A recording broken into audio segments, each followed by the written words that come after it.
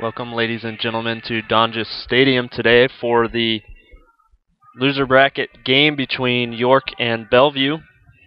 This is a rematch of Day 1 festivities where York edged Bellevue 4-2 to stay into the winners bracket.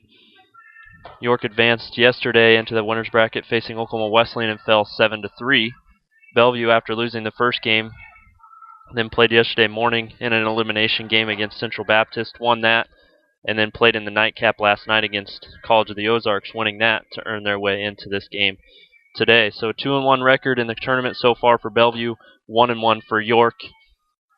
Winner of this game goes on into the championship game tomorrow to face the number 5 team in the nation and the host team, Oklahoma Wesleyan. York won the coin toss today, so they are the home team in this ball game. They were the visitors in the first game on Thursday. A little bit of lineup change for York College. Defensively is exactly the same. Connolly and Enriquez, the middle infielders. Ramos, Garcia at the corners. Pella, Owen, and Perez in the outfield. Helms, of course, behind the plate. Brad Lindsley gets the call to start on the mound for the Panthers. Batting order, though, Owen Goodall DHing Helms and Perez. Jordan Pella moves up to the 5-hole. Caleb Connolly drops a little bit. Then Joe Garcia, Trevor Ramos, Anthony Enriquez. For the Bruins, starting center fielder is batting first in the order, Zach Clark. Zach Clark is batting .293 on the season with 16 RBIs and a .372 on-base percentage.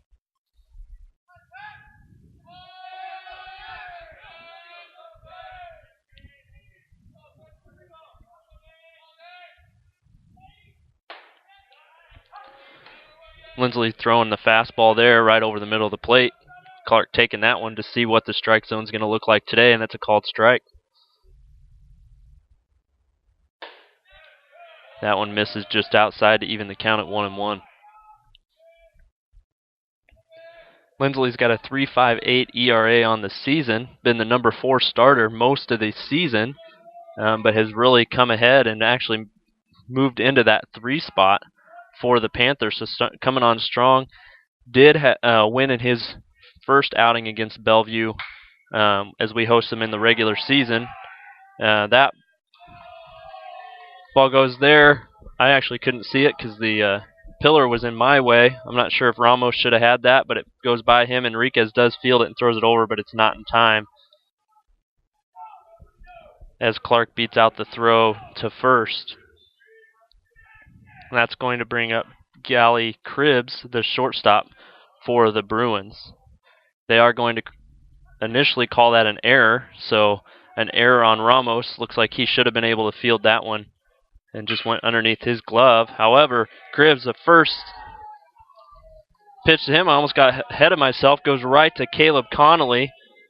A perfect 4-6-3 double play opportunity. As hard hit as that was, Connolly can't even get the thing out of his glove, and it goes into the infield. So 2 quick errors defensively put runners at first and second with no outs, and bringing up the pitcher of the year, Kyle Kinman, who really dominated us in York this year earlier in the season. So the Panthers, that's what hurt them yesterday against Wesleyan, is those defensive mistakes, and today we start the game with 2 right away. Kinman's going to throw down the bunt there, goes back to Lindsley. Lindsley not able to throw over to Ramos, so he checks and goes to Garcia. So the sacrifice attempt by Kinman is successful as that advances runners to second and third with only 1 out. And that's going to bring up the cleanup hitter, Charlie Kruger. Kruger, a lefty.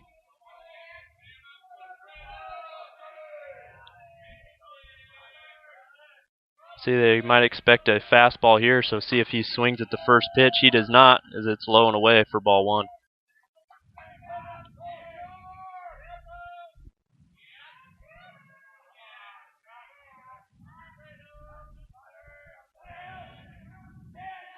Pitch is in the dirt. Helms does a great job of keeping that in front of him, not allowing Clark to advance further.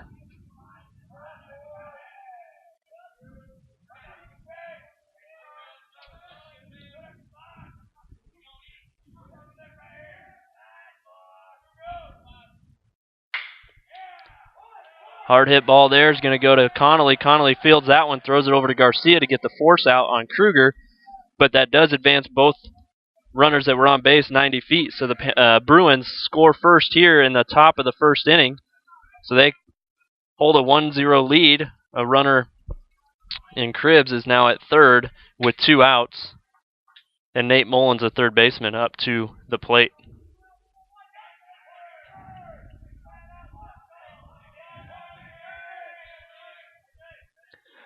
Mullins is batting .330 on the year with 12 doubles, 2 triples, and 9 home runs. So very lethal batter in Mullins. 0-1 is the count.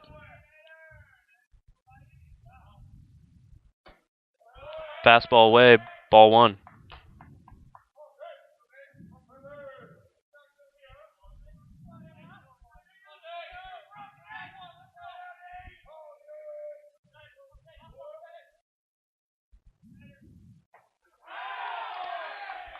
And I think Cribbs did a great job there getting in the peripheral vision of Lindsley as he acts like he's going to go home, trying to distract Lindsley. And Lindsley on that off-speed pitch actually does not get the good enough grip, and that ends up hitting Mullins and puts runners on the corners and brings up the DH, Devin Ferguson.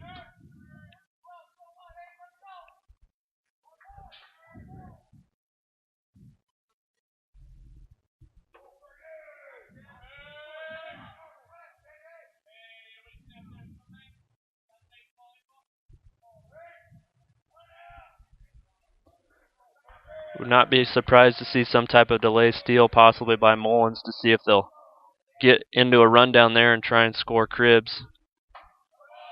Pitch is high for ball 1.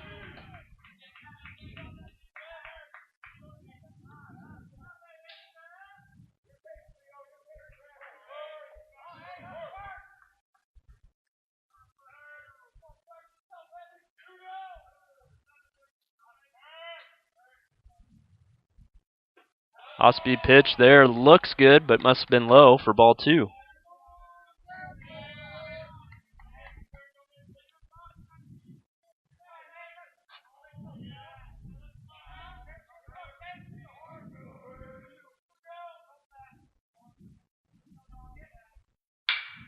Fastball is going to be ripped up the middle for a 2-out RBI single for the DH, Ferguson. And now 2 runs across for the Bruins.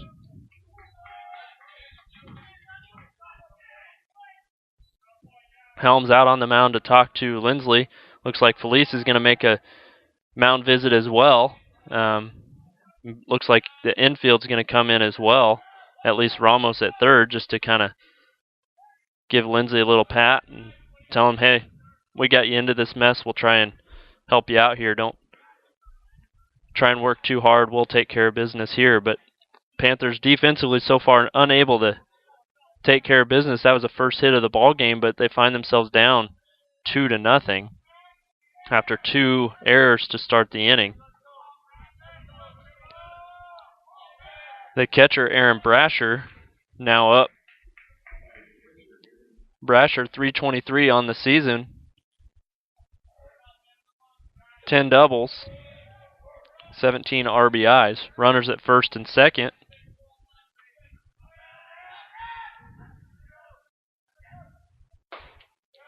That fastball in for strike 1.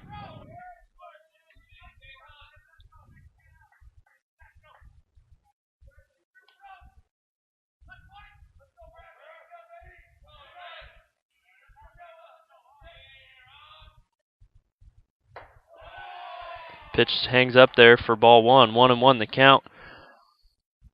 Bruins dugout very active and vocal today.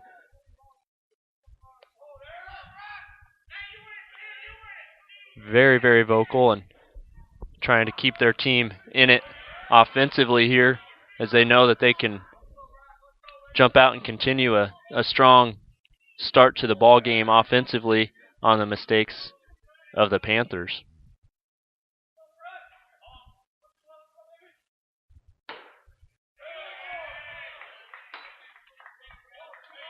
One pitch misses outside.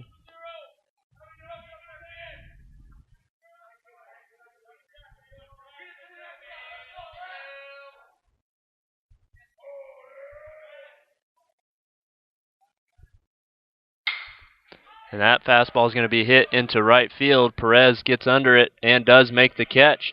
So we are out of the top half of the inning, but Bruins capitalize on mistakes. 2-0 going into the bottom of the first inning. Brasher throws 19 pitches in that inning, which is not bad for how many more. It looked like it could have been a turn of double play and then getting out with the first 3 base runners or at-bats, but unfortunately unable to. Talked to Coach Walth right before the game, just asked if he had anything that he'd told his team, and he said, we just need to execute. Yesterday they didn't execute defensively as well as they would have liked, and then were unable to execute offensively when it mattered the most, stranding runners in scoring position a few different times. So hoping to really get after it was Coach Walth. Unfortunately, the first 2 balls hit did not look like they were going the way of Coach Walth's intent of execution, but we'll see if the Panthers can get back here with Matt Owen leading things off for the Panthers. Owen batting .310 on the season. The first game against Bellevue on Thursday, he drew 3 walks. So we'll see if he can show some patience here at the plate and draw something out and get on base and see if we can move runners across home plate to even this ball game.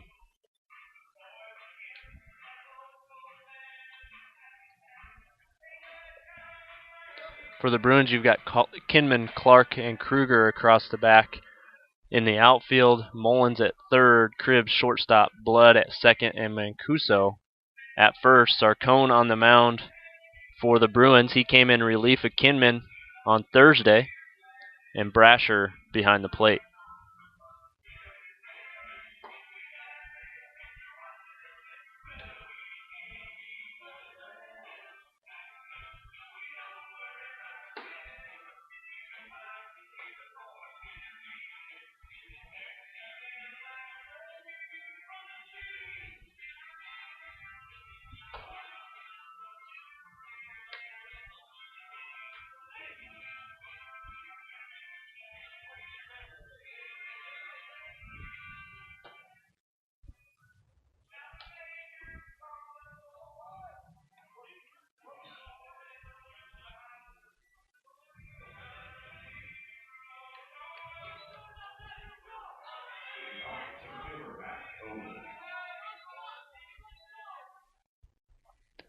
Sarcone, 1.65 ERA, 49 strikeouts, started in relief for the Bruins, and I think later on in the season earned himself into the back of the starting rotation, but most of his appearances have been in relief situations.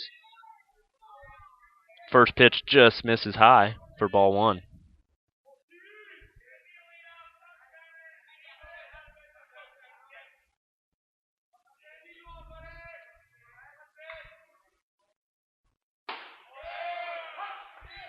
Owen takes that for strike 1.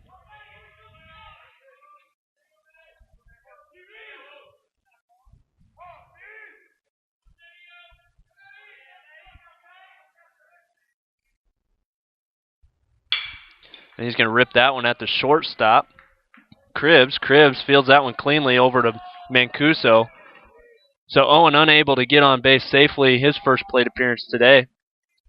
Does read that pitch fairly well, though, and makes good contact on it, but it just goes straight to the shortstop, and that'll bring up the designated hitter, Sean Goodall. Goodall's batting .321 on the season. Does have 8 doubles, 3 home runs. First pitch he sees, he's going to rip up the middle, but a great job by Cribbs hustling over to cover second base, snags that and throws it over to first. So Goodall, thinking he knows what the pitch is going to be, swings away a little bit out in front of that as it heads to the shortstop, and that's going to bring up Tyler Helms, the catcher. Helms leading the Panthers with a .375 batting average,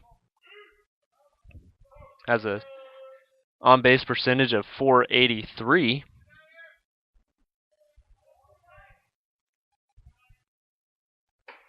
(20 walks, 13 hit by pitches.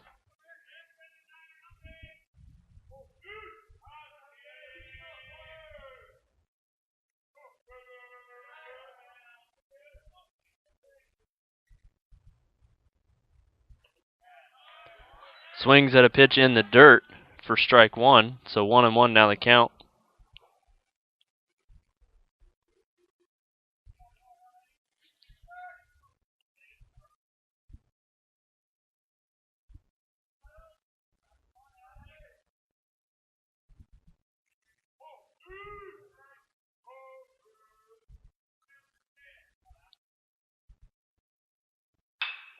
And he's going to hit a soft grounder over to Cribbs at short. So Cribbs gets 3 assists, and Mancuso gets 3 putouts. And it's 1-2-3 for the Panthers in the bottom half of the first inning. So 2-0 still the ball game going in the top of the second inning. You will have Mancuso, Blood, and back to the top of the order, Clark for Bellevue.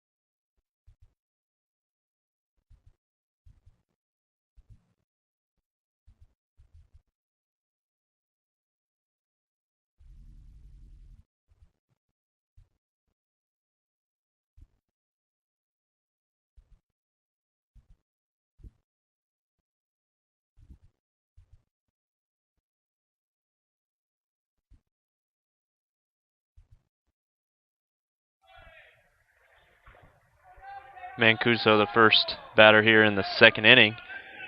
.338 batting average.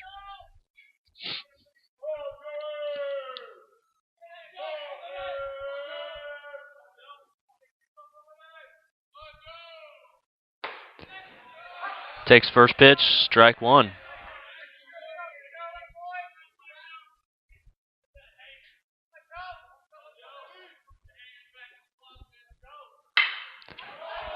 And he's going to rip this one into right field for a leadoff single for the Bruins. So second inning in a row, reaches base safely. This one on a legitimate hit. And that's going to bring up Tyler Blood, the second baseman.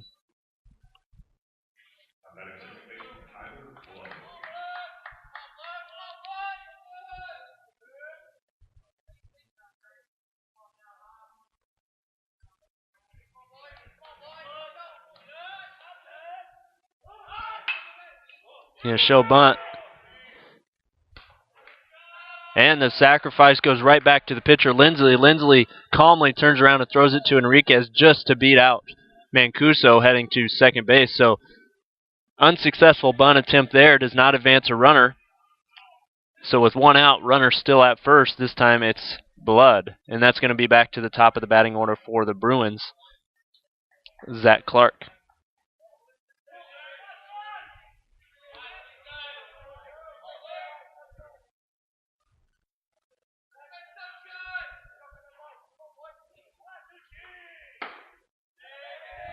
Fastball just misses.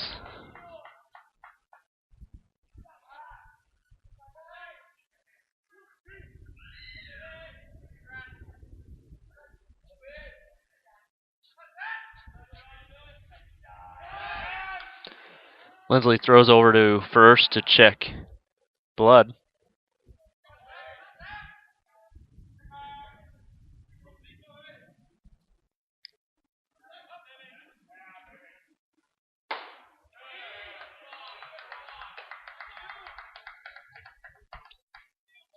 Two fastballs miss outside, so 2-0 now the count to Zach Clark.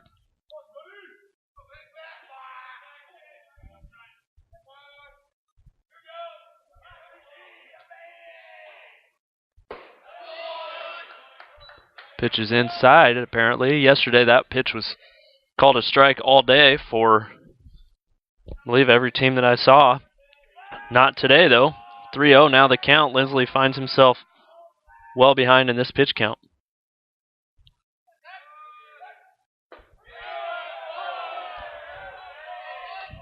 That one didn't look much different, but it's going to be a called strike. Obviously, Clark taking the 3-0 pitch, forcing Lindsley to make a good pitch.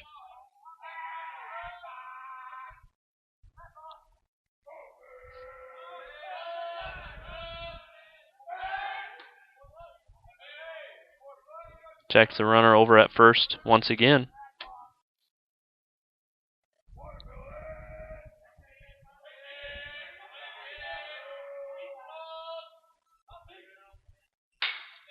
This one's going to be ripped into center field. Owen is there, so Blood has to retreat back to first, and there's two down here in the second inning.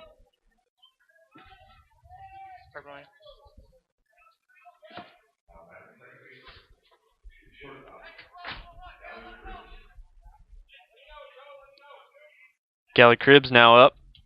He is 0 for 1 with the run scored as he reached on a Connolly bobble.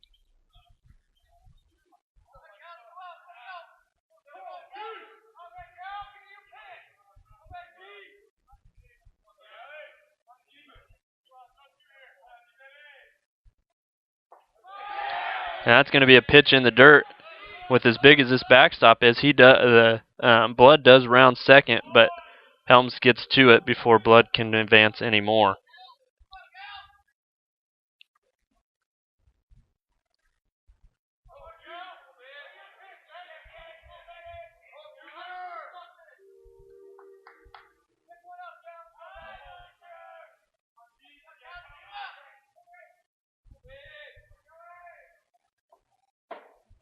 Big swing and a miss on that one to even the count at 1-1.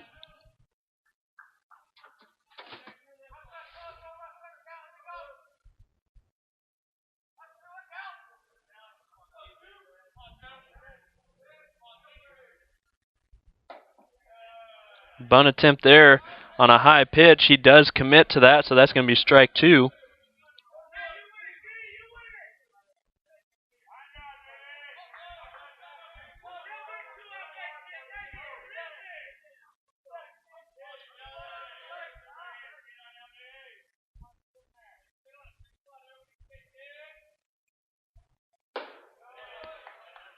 High fastball inside.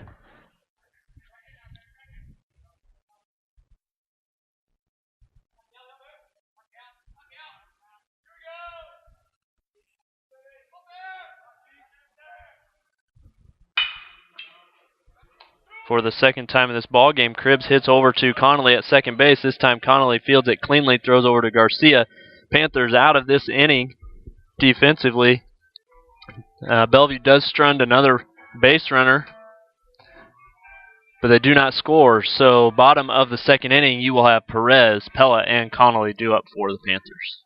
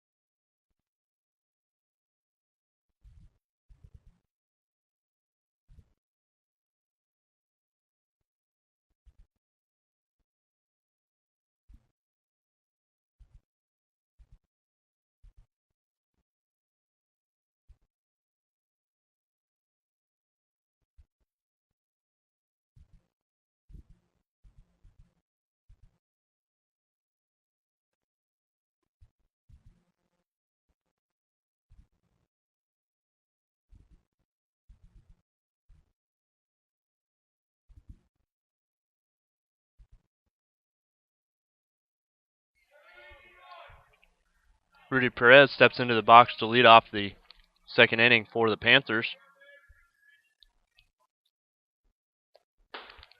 Pitch is high for ball one.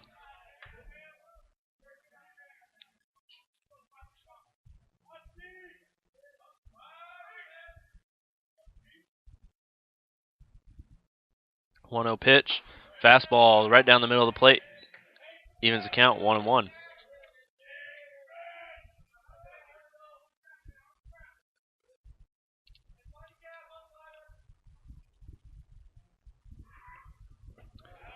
A big swing and a miss there. So Perez quickly behind the count, 1-2.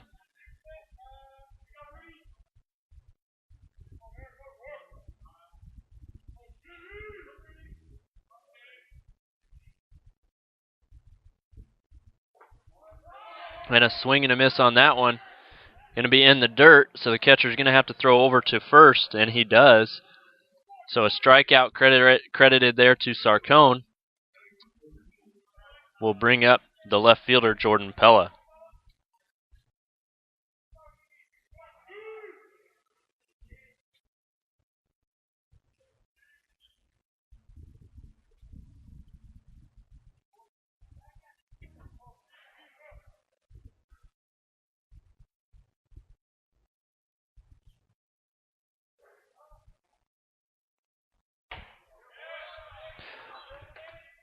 That pitch misses for ball one.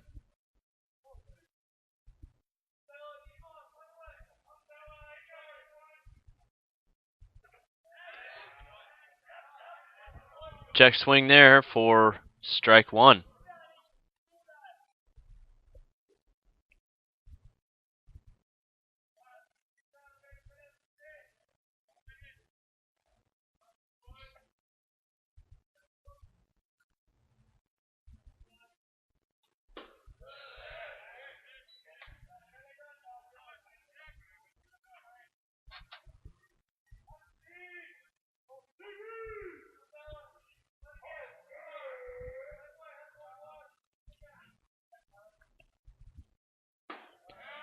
Two-one pitch hits the outside part of the plate.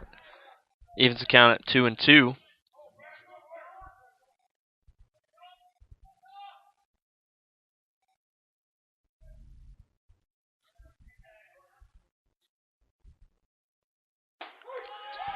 Off-speed pitch there.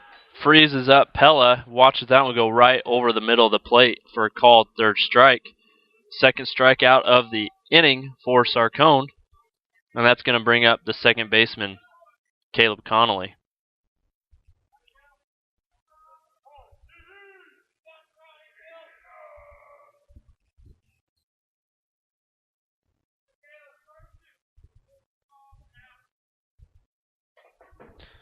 Connolly has to duck on that one. It goes right over his head to the backstop.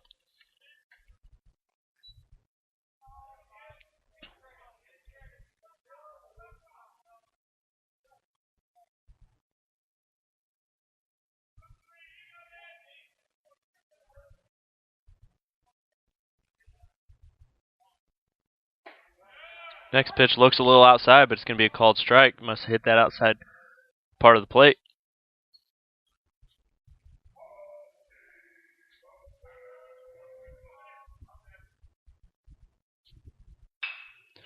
Off-speed pitch there. Connolly makes contact on that, but he bloops it just on the foul line behind third base for out number 3. Sarcone, 3 up, 3 down. That inning, in the top of the third inning, you will have the 3, 4, and 5 hitters, Kinman, Kruger, and Mullins for Bellevue.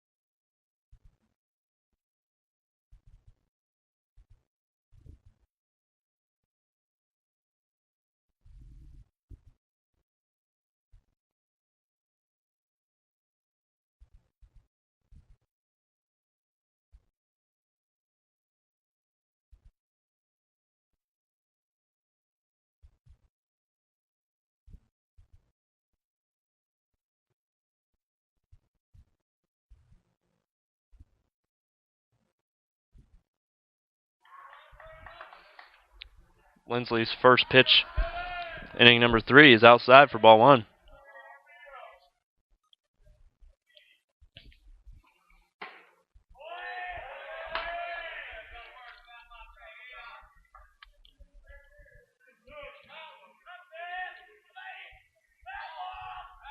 Two-0 pitch from Lindsley, well inside for ball 3.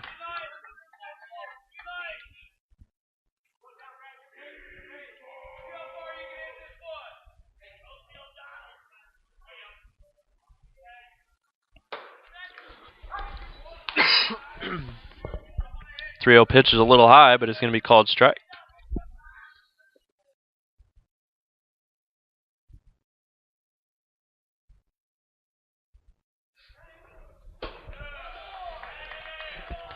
The 3-1 pitch is high and outside, so Kinman earns the base on balls.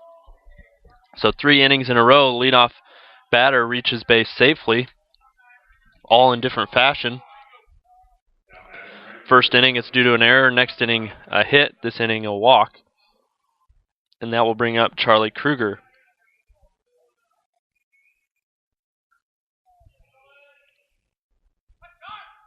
Kruger does have an RBI.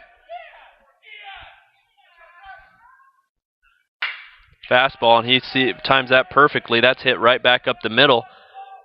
Owen takes it on the bounce, but runners at first and second with no outs. And Nate Mullins comes up. Bellevue, a very aggressive team.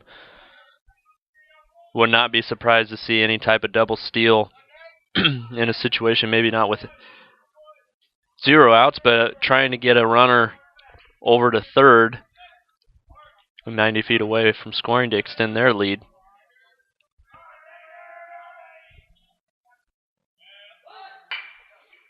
Bunt attempt there. It's perfectly done down the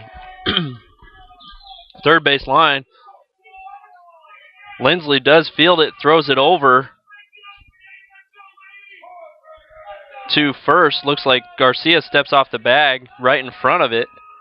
And that's going to be considered an infield hit because I don't think it was going to be in time as Lindsley's falling away when Mullins runs that one out. So bases loaded. A walk, a hit, and an infield hit on a sacrifice bunt attempt, but it's a bunt single. Loads the bases with no outs for the designated hitter, who's 1 for 1 in the ball game. Breaking ball does not break, stays up for ball 1.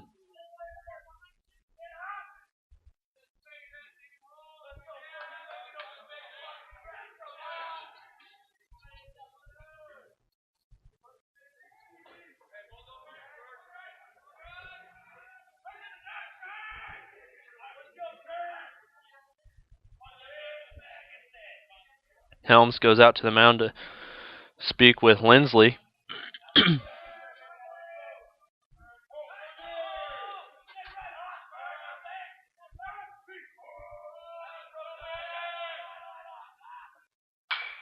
Fastball fouled off to even the count at 1-1.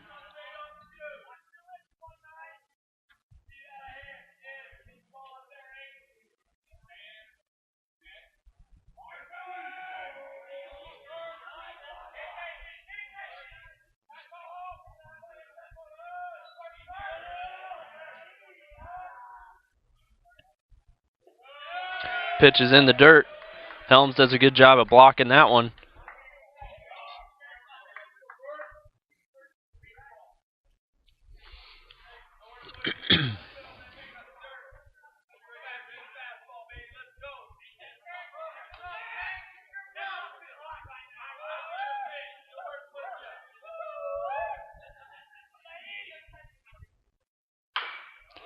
Out in front of that one as well as he fouls that into the third base dugout for strike 2. So 2-2 now the count to Ferguson.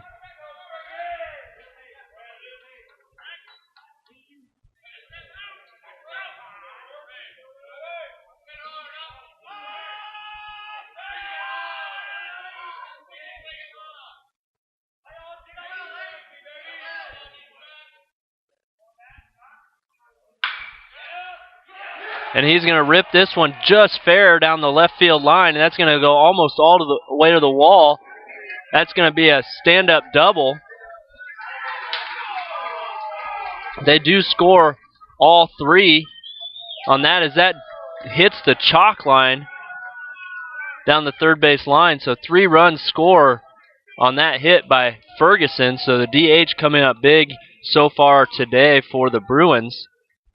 And there's still no outs here in the third inning. And you've got a runner on the mound. Coach Felice is going to come out and talk to Lindsley. There is some action in the bullpen. Looks like Josh Knoll is warming up in the bullpen. I'm sure Felice is going out there just to take a little bit of time to get Knoll loosened up.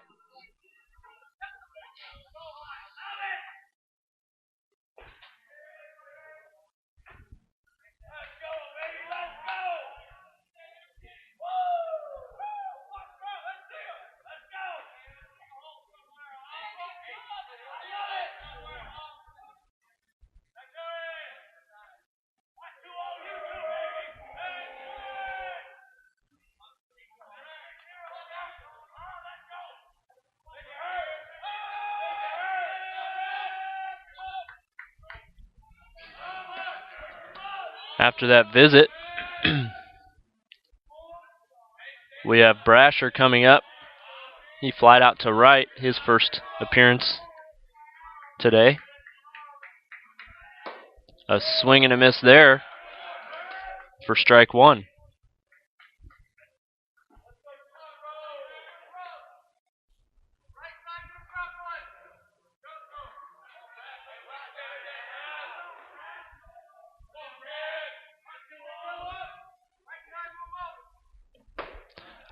Swing and a miss again, so 0-2 the count here to Brasher.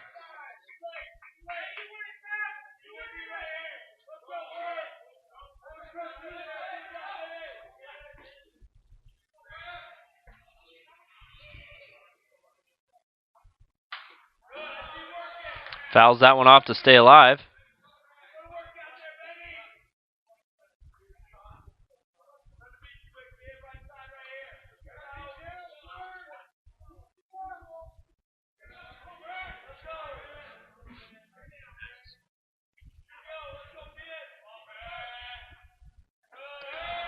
Oh, 0-2 pitch is in the dirt, trying to get him to chase after that for strike 3, but he holds back. So 1-2 now the count.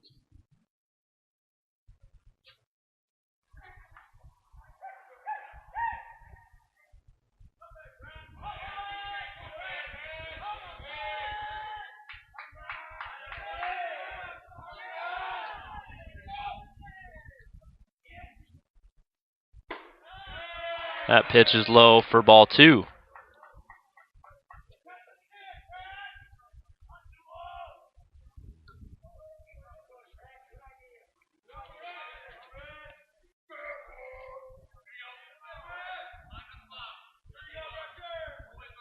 Two-two pitch, fastball. Well, maybe a changeup. He was out in front of that. So strikeout for the Bruins. 1 down here, but a runner is at second base. 3 runs have already come across on a bases-loaded double. And that's going to bring up the first baseman, Joe Mancuso.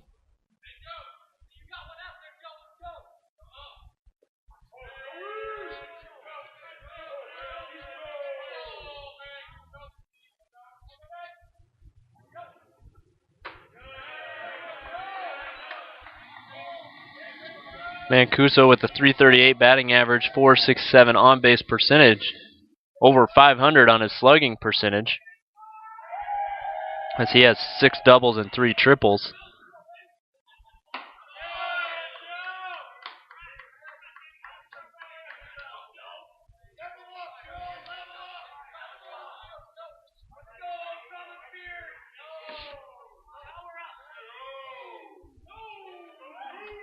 Again, very vocal Bruin dugout, trying to encourage their batter. Swing and a miss on the 2-0 pitch.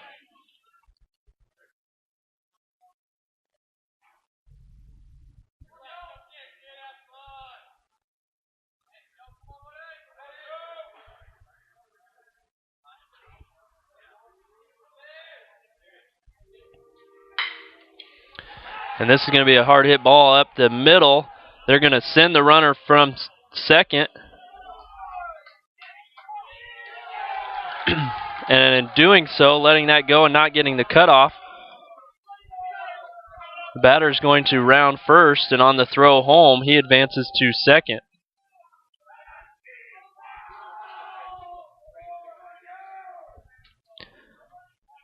So Mancuso does what he's supposed to do, and that's get an RBI single, and then very aware of what's happening and advances to second on the throw home. So another run scores, one out here in the third inning, but a 6-0 lead for the Bruins. Going to be a tough comeback for the Panthers against a solid team like the Bruins, especially so far the Panthers have not recorded a hit in this ball game.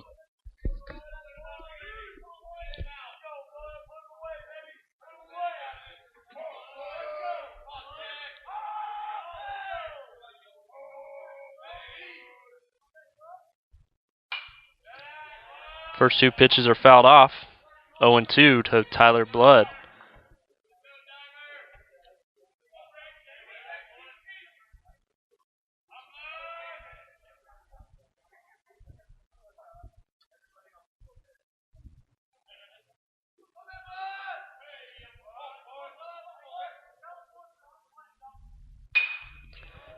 And a little late on that fastball, but he stays alive, hitting that foul down the first base line.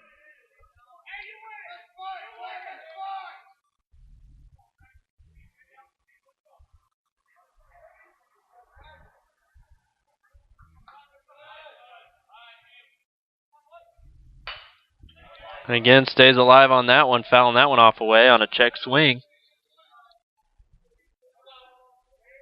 Like he jammed him on that one high and inside. He swings on it.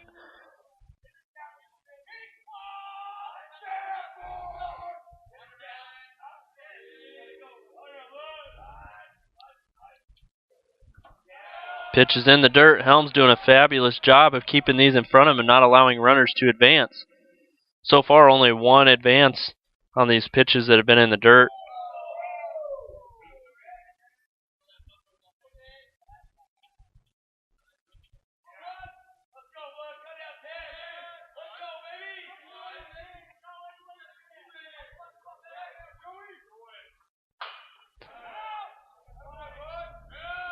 Hanging ball there. I'm not sure if it hit him or just the way he turned to try and keep swinging at that.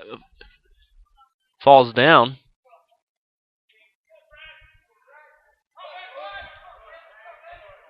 But he does stay alive. 1-2 still to count.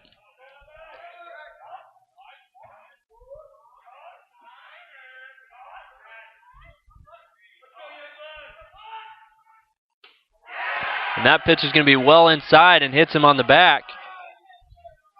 So Lindsley ahead in the count, 0-2. Struggling with his control a little bit there. Felice comes out right away. So that's going to be it for Lindsley today. So not the outing that the Panthers were hoping for here with their starting pitcher, Brad Lindsley, as he has two runners on, already given up 4 earned runs in this inning.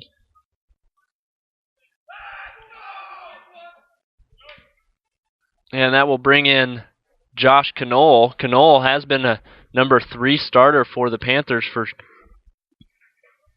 most of the season.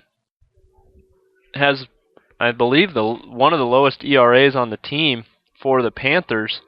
But he does not have many wins. He's at up to 3.25. For quite a while, he was one of the lowest.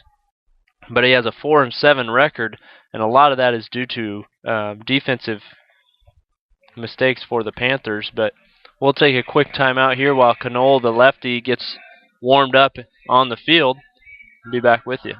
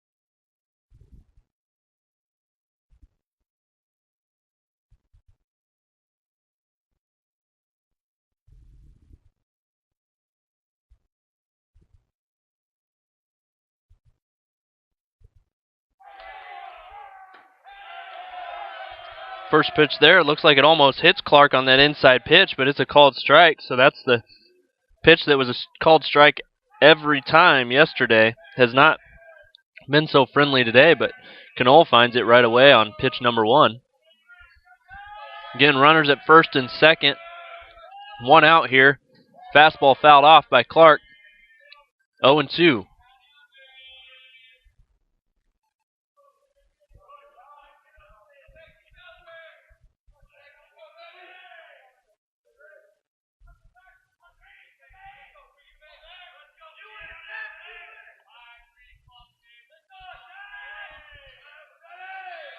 Knoll taking his time on the mound here.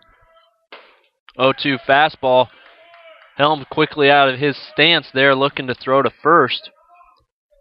Thinking that Blood might have a bigger lead than necessary.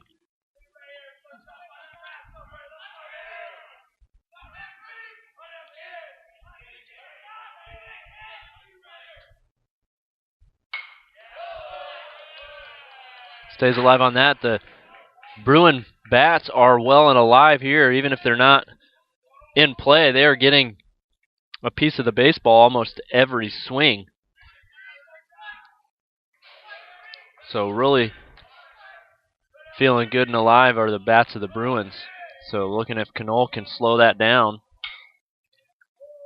And that's going to be just foul down the third base line there.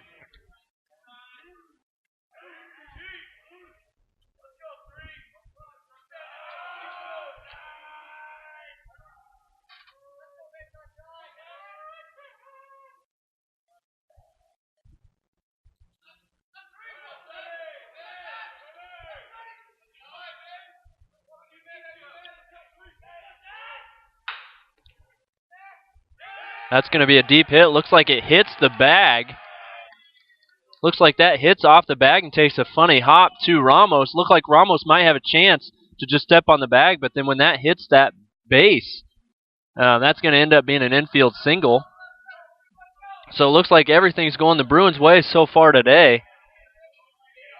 Panthers can't get any luck so far, and that's going to load the bases and bring up the shortstop, Gally Cribbs.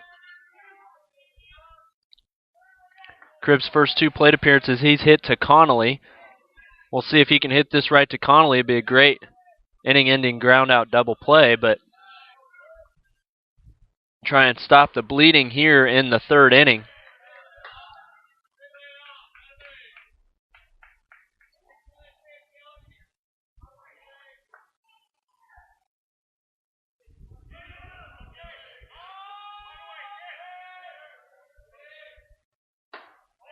That pitch misses it well, so quickly 2-0 the count to Cribbs.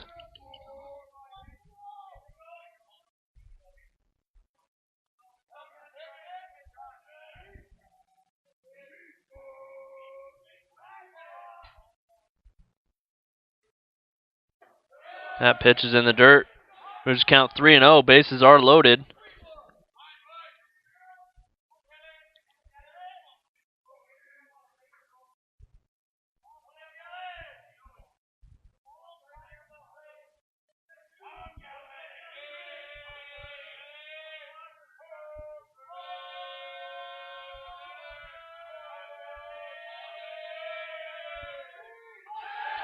And ball 4 in the dirt. So Knoll gives up an infield single and then walks on 4 straight pitches, a runner in.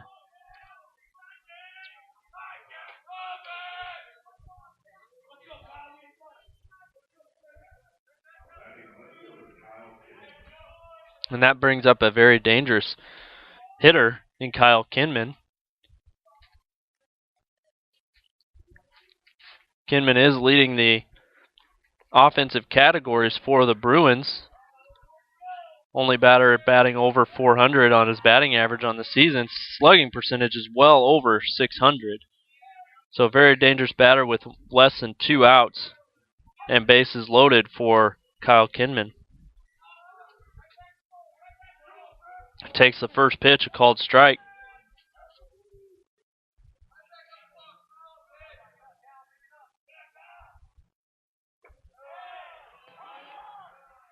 I think Knoll might be struggling with his grip as well as he tries a curveball there, and it gets well away from him, and a great job by Helms stopping that one, but that's in the dirt about 1.5 feet left of home plate.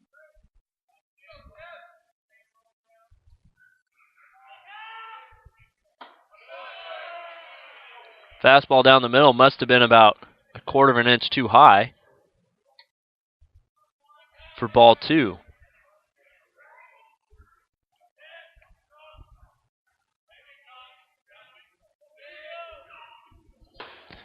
Swing and a miss on that to even the count. Looked like Kinman was swinging for right field on that one and trying to get in all 4 runs on that hit, or that swing. 2-2 pitch here from Knoll. That's going to be a changeup. Kinman sees it, but out just in front of that as it fouls down the right field line to leave the count at 2-2.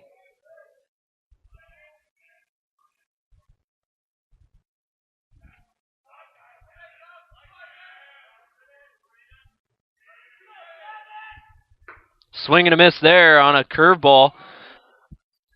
Puts Kinman down and gets a second out of this inning. Panthers still in trouble, though, as the bases are loaded.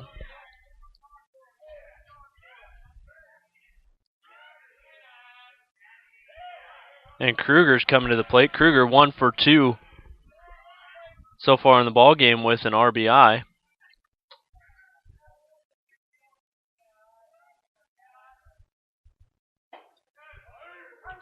Fastball, strike 1.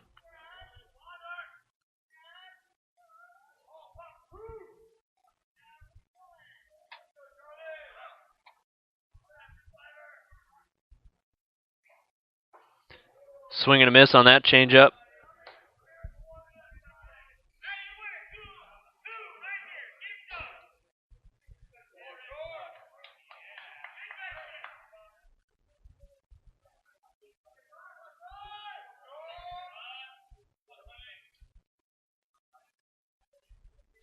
(0-2) pitch, off speed, swing and a miss by Kruger there. So Bruins score 5 runs in the 3rd inning, but they do strand 3 runners. So Knoll able to get out of that, only allowing 1 more run across. Unfortunately, that is on a base on balls.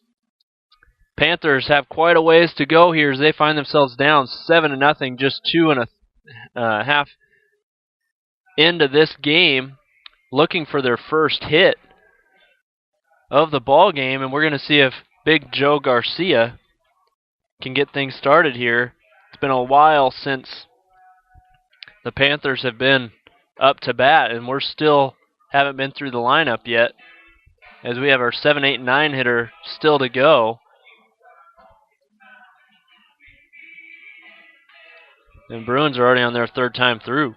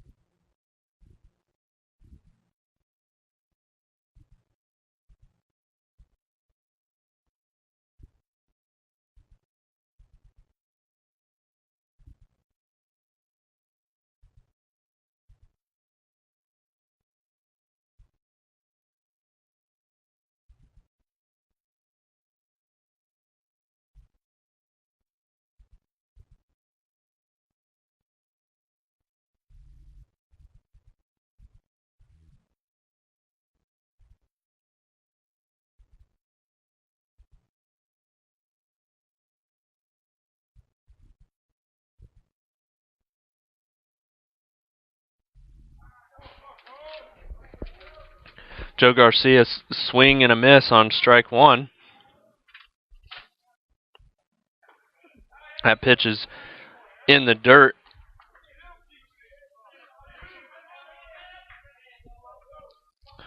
Garcia struggling so far this season, really only batting .239 on the season.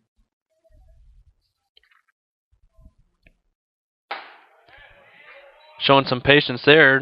He swings a lot right away, not very patient, but showing a lot more patience in the tournament, and it's paying off as he's had some big hits for us so far. Gets ahead in the count here, 2-1 to Sarcone. And holds back on that pitch that drops in the dirt. Breaking ball there. So 3-1 now the count to Garcia.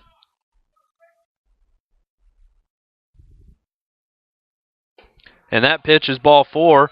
So that's the first base runner for the Panthers so far in this ball game, as Sarcone had been perfect up to that point. Seems like it's been a long time that Sarcone has been perfect. Seems like it should be normally like the 6th inning, but it's only the 3rd inning. We are an hour into this ball game. And Ramos comes to the plate. Ramos 260 on the season, 7 home runs. And that pitch is going to hit Ramos well inside, so Sarcone, maybe that long inning off, that long inning off where he's just sitting in the dugout, not able to stay loose, has gotten to him as he's struggled here on 6 pitches. Runners are at first and second. Now that's going to bring up the shortstop, Anthony Enriquez.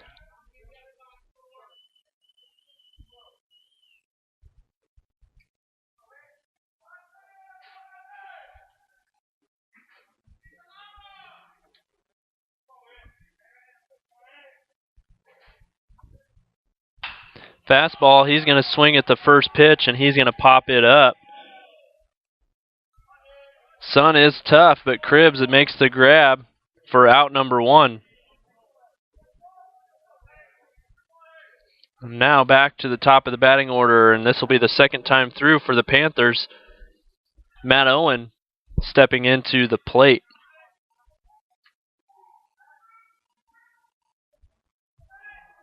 One down here, runners at first and second. Owen grounded out to shortstop, his first appearance back in the 1st inning.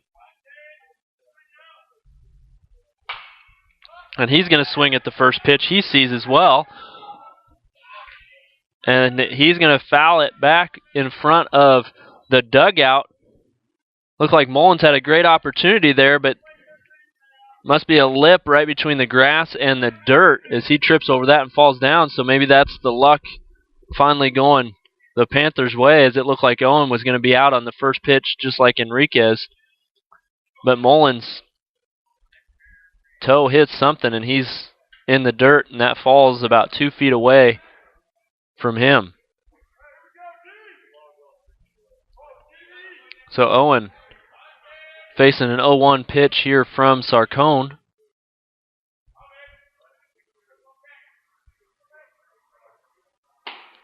Pitch is high for ball 1.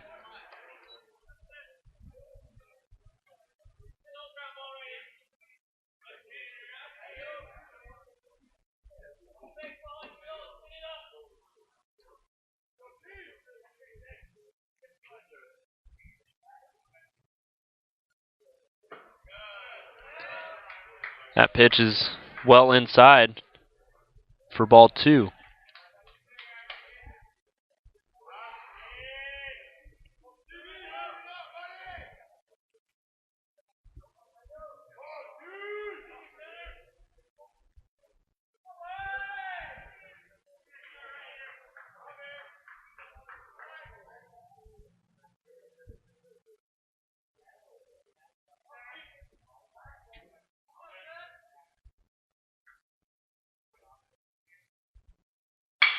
Two-one pitch is going to be hit into right field. That's going to be the first hit of the ball game for the Panthers. That's going to load the bases as Coach Walth holds Garcia at third. A sharp hit ball into right field. Garcia does not have the chance to round third and try and go home. So with less than 2 outs, we've got the bases loaded, and that's going to bring up the designated hitter, Sean Goodall. Goodall also grounded out to short his first plate appearance. Looks like Bellevue's possibly expecting a bunt situation here. That pitch is well outside.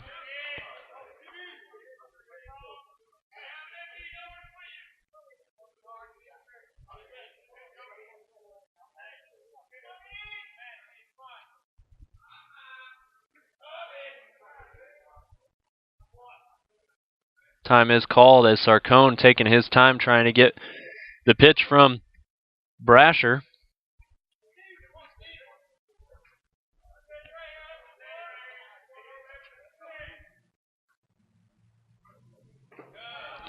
Next pitch is in the dirt. Brasher does a good job of keeping that in front of him, not allowing him that to get away from him.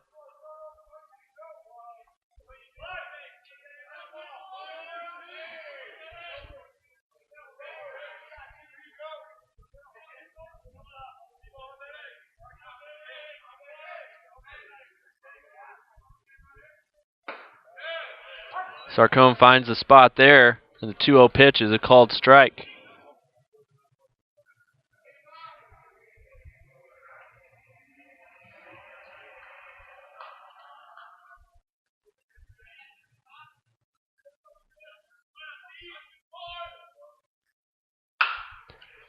And a soft hit grounder. They're going to try and turn the double play on Goodall's. That's hit over to Mancuso at first. They get the runner at second base, but the speed of Goodall beats it out, and that's going to score the first run of the ballgame for the Panthers. And runners are now at the corners, first and third, with 2 down, bringing up the catcher, Tyler Helms.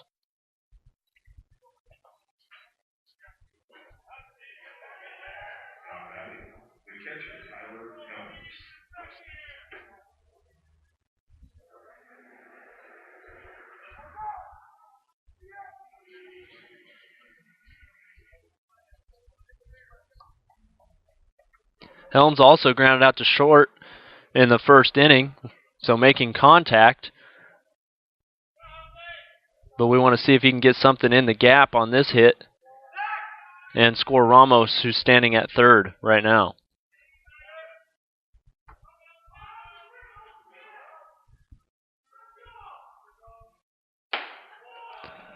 That pitch starts inside, stays inside, and up for ball 1.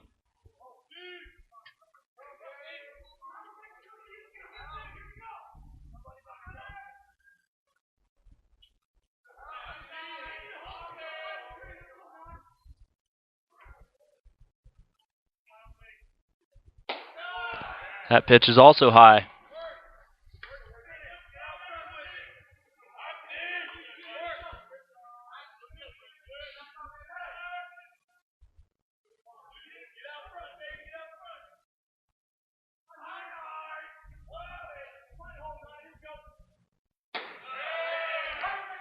Two-0 pitch finds a spot.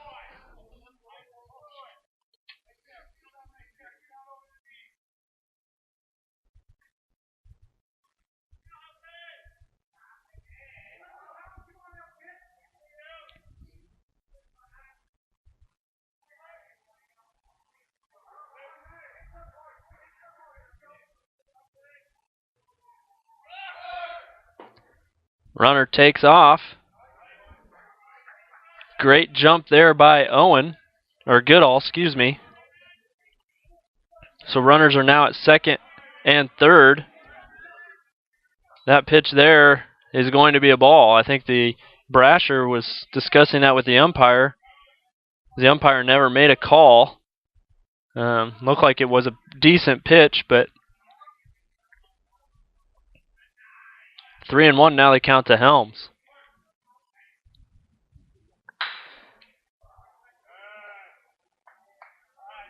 Base hit will score 2 runs, but that one's foul, so that fills the count at 3-2.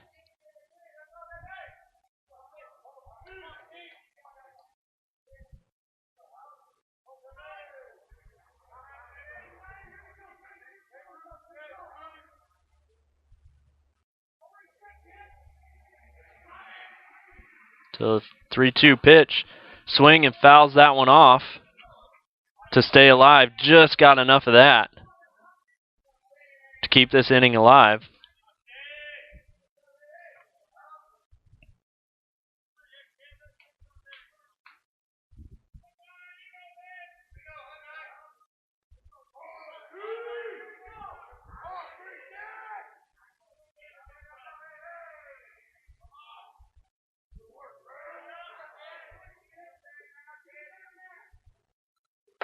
That's ball 4.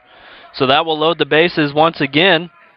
And that's going to bring up the right fielder, Rudy Perez. Rudy Perez struck out his first plate appearance. We are going to have a courtesy runner for the catcher, number 13, Cody Bach.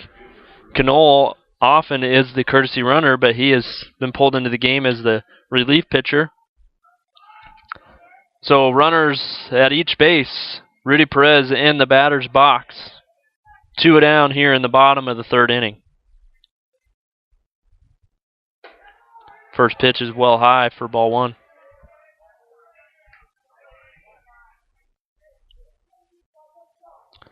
Looks like the Bellevue Bruins coach is going to make a slow walk out to the mound just to try and get Sarcone to relax a little bit.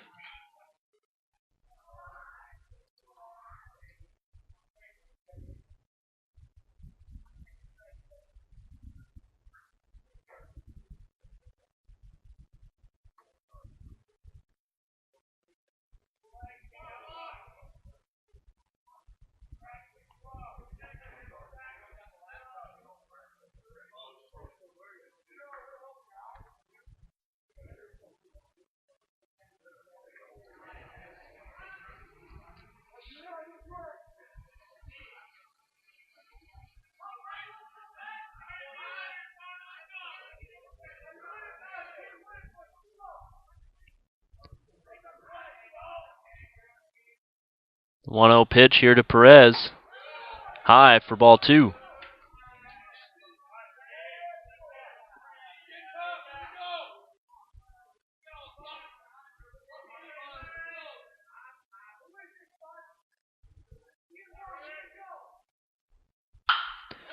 And that fastball is going to be hit into the left center field, but high enough that the left fielder, Kinman, is going to make it over there. So the Panthers look to get a few back here in the bottom of the 3rd.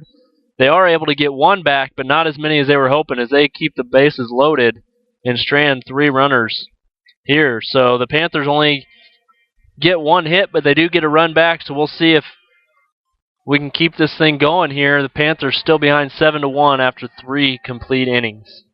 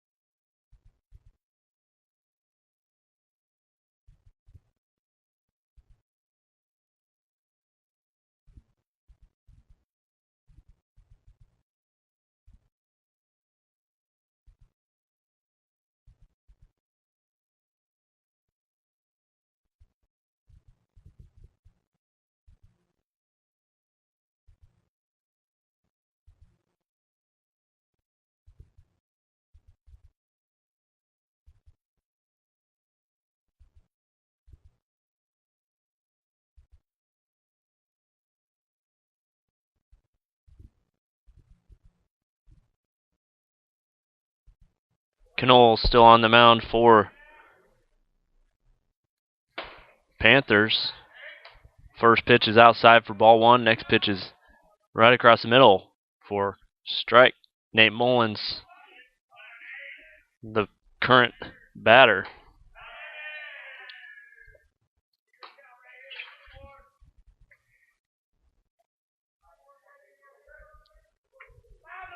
Mullins does have a bunt single.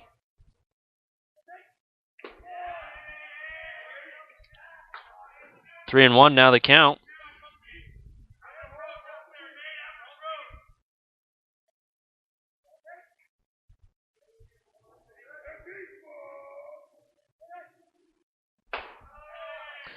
And on 5 pitches, he earns the base on balls. And that'll bring up the DH, Devin Ferguson. Ferguson 2 for 2 with 4 RBIs as he did a bases loaded double that cleared the bases.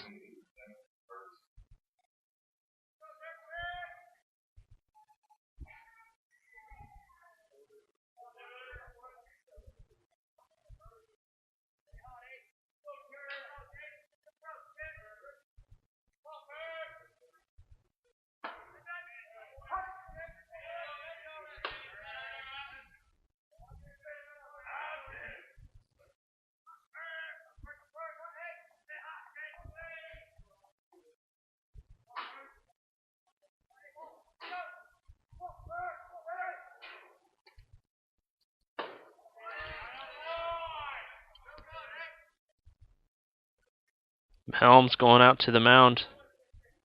Talk things over with Knoll.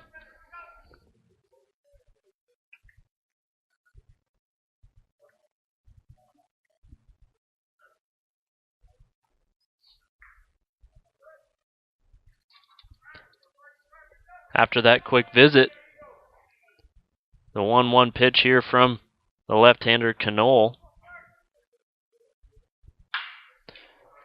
And Ferguson's going to rip this one into left field. A great job by Jordan Pella. It looked like that one might end up dropping in. Pella does a great job on the hustle into deep left field for the first out.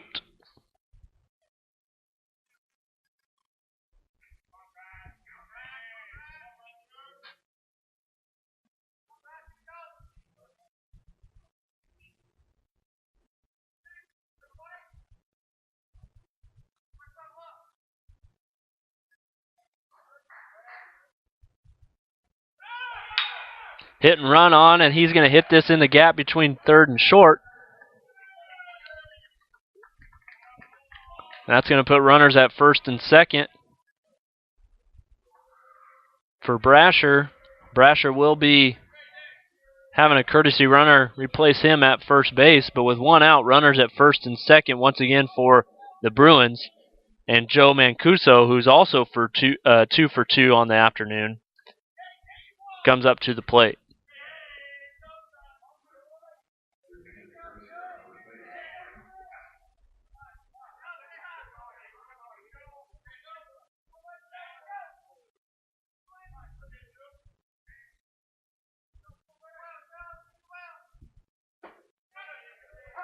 First pitch to Mancuso is called strike.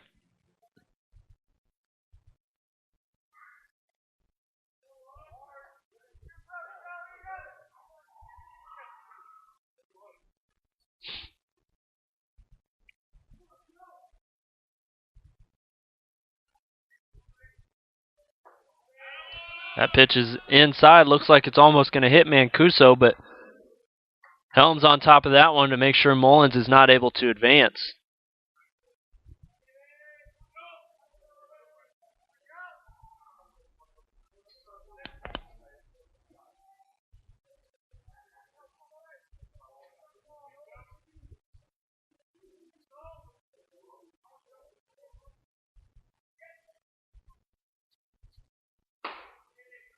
One pitch there is called strike.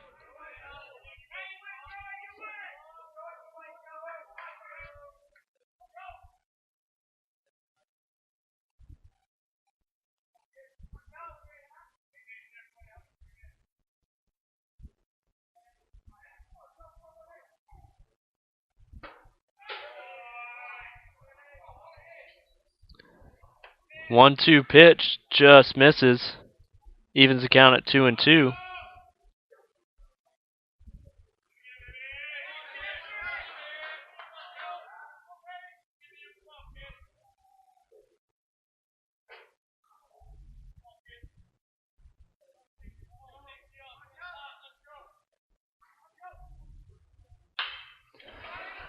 Mancuso is going to lay one down the left field line. It's going to be fair. Pella is going to throw it in quickly, but it is going to be a stand-up double for him, and that's going to score Mullins from second.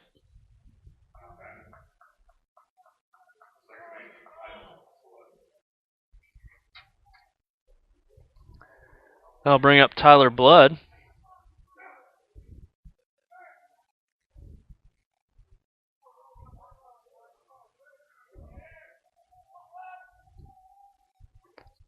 So Mancuso now 3 for 3. So he had 2 singles and now a double.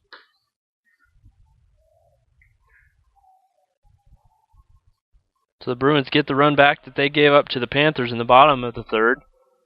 8-1, the current score. Runners at second and third with 1 out.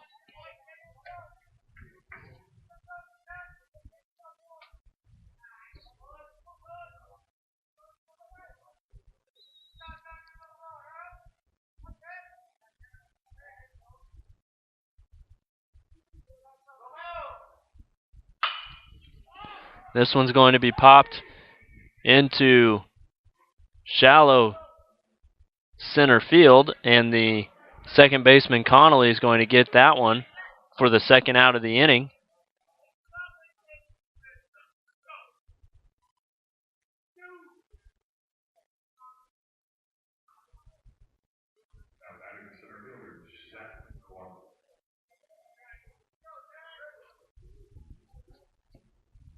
So they're back to the top of the batting order for the Bruins. Zach Clark, 1 for 3 with a run scored, facing Knoll.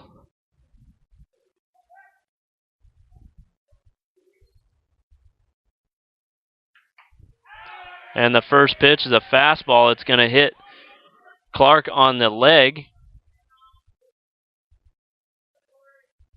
That's going to load the bases.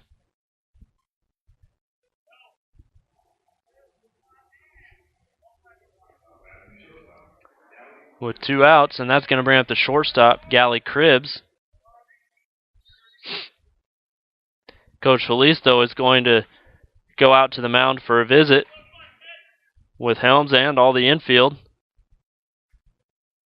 See if they are able to get out of this inning, only allowing the 1 run that is already scored.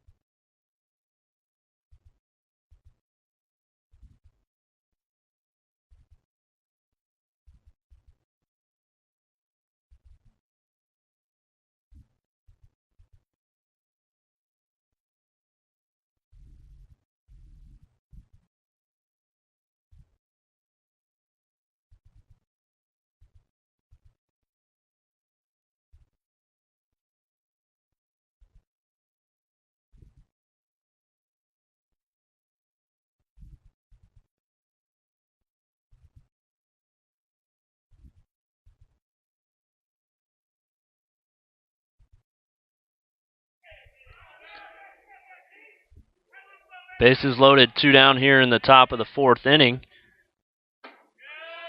First pitch to Cribbs, high for ball 1.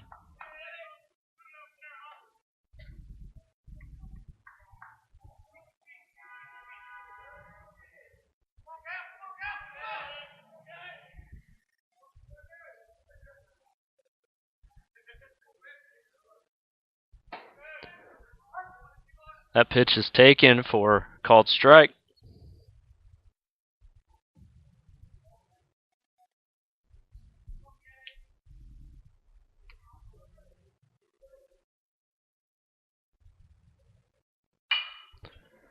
Off-speed pitch is fouled off. Ramos is going to go for it, but it is in the bullpen of the Panthers down the third base line for strike 2.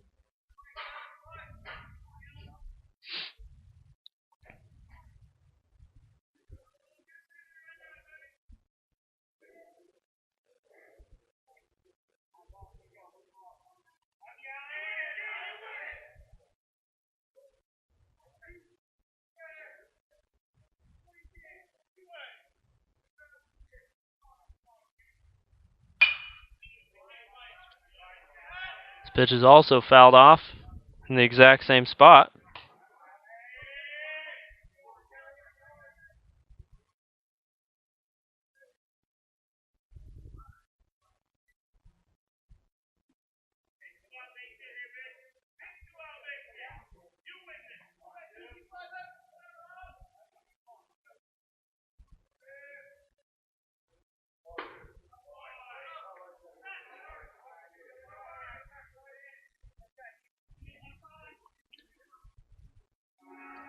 A strikeout there will end the inning. So bases loaded once again for the Bruins. Cano only allows one run across. Good news for the Panthers is they've now left 9 runners stranded so far through 4 innings.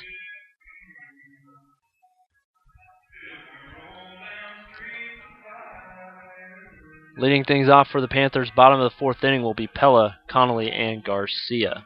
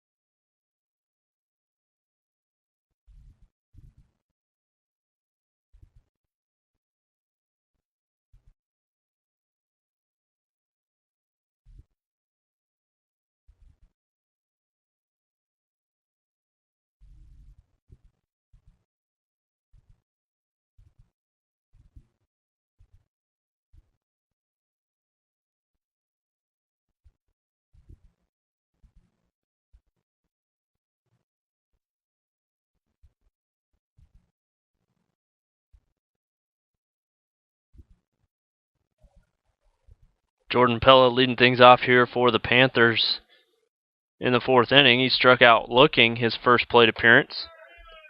Sarcone's first pitch is high for ball 1.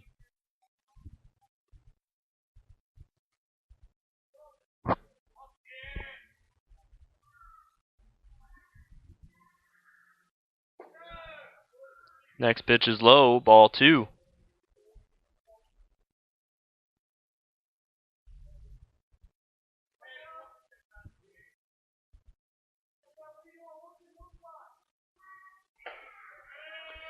Two-0 pitch is called strike.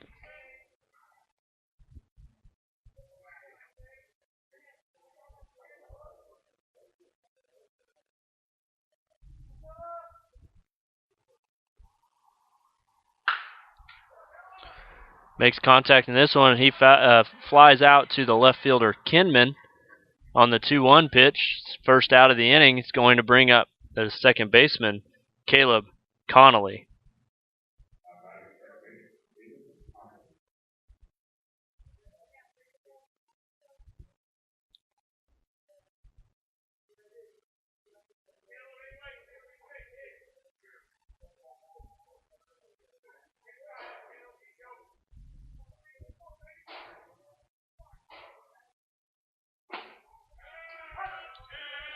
Called strike on the first pitch.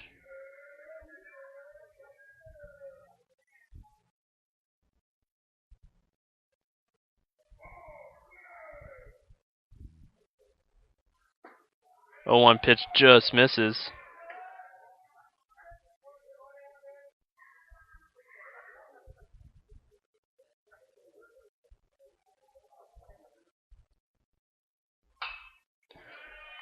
Fouls off the 1-1 pitch. Now behind in the count, 1-2.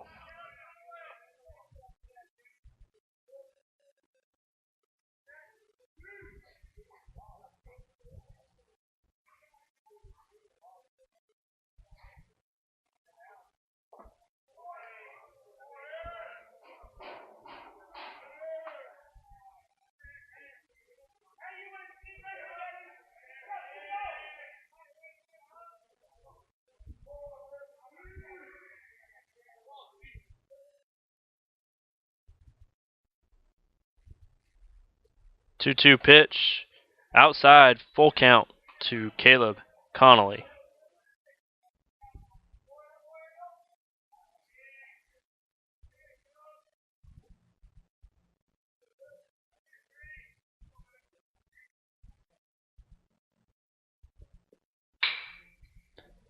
He's going to hit a sharp grounder over to the third baseman, does a great grab there, throws it over in time to get Connolly out. A great play by the third baseman, Mullins. He's going to get the second out of the inning. It's a hard rip ball. Tough play to make by Mullins. But he does a great job, and that's going to bring up Joe Garcia.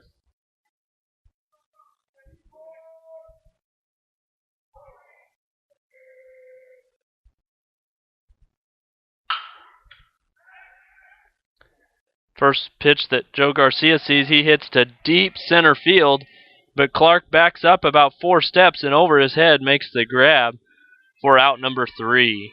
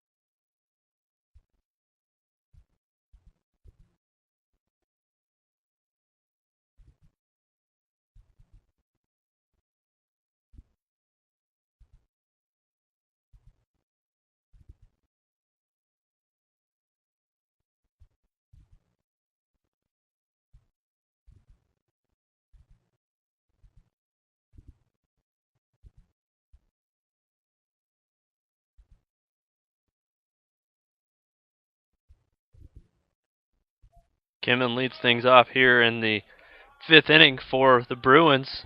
Kinman 0 for 1, a sac bunt, a walk, and a strikeout. First pitch is low for ball 1.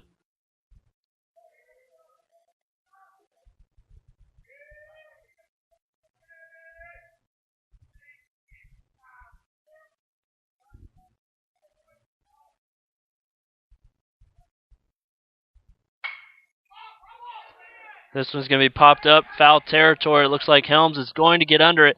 He does, probably just out of the view of the camera for out number 1. Kinman not happy with that one.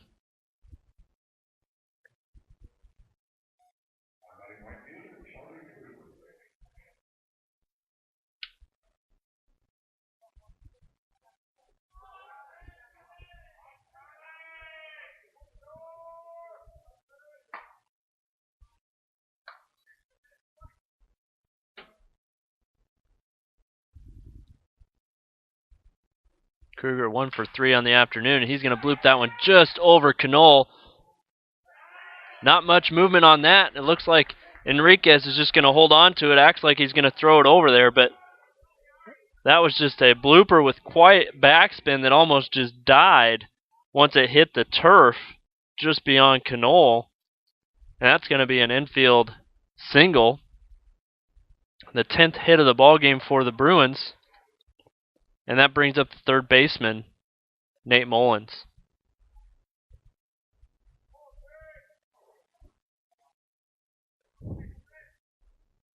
Mullins 1 for 1 with a hit by pitch and a walk. Pitch is well inside for ball 1.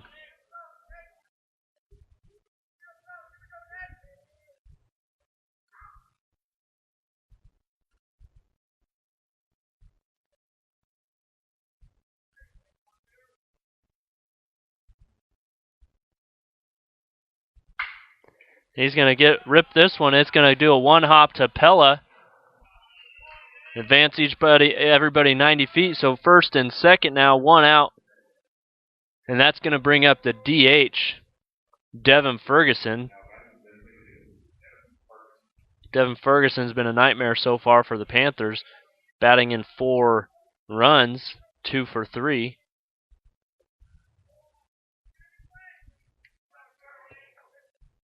So far it's been Ferguson and Mancuso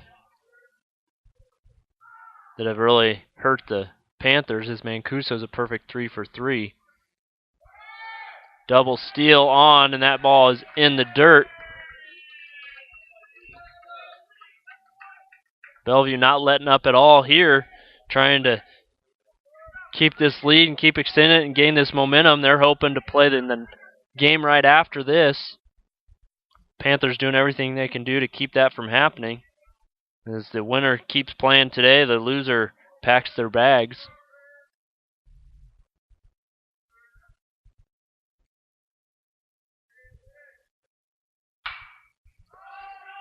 This pitch is going to be popped up. Garcia might struggle finding it. And a good throw by Garcia as he's having trouble finding that foul ball. But he catches that for out number 2 and throws on a rope to Helms to prevent Kruger from tagging up.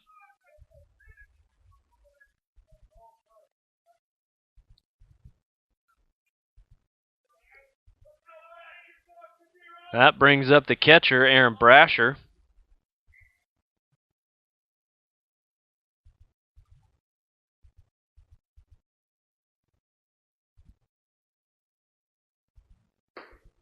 Fastball just misses.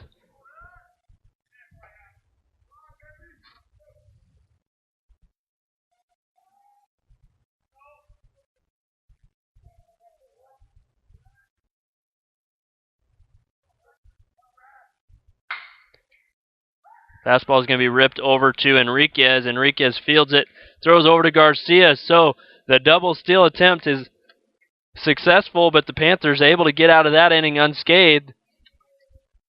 Bruins strand 2 more runners. Panthers just only 1 hit going into the bottom of the 5th inning. And due up is Ramos, Enriquez, and Owen.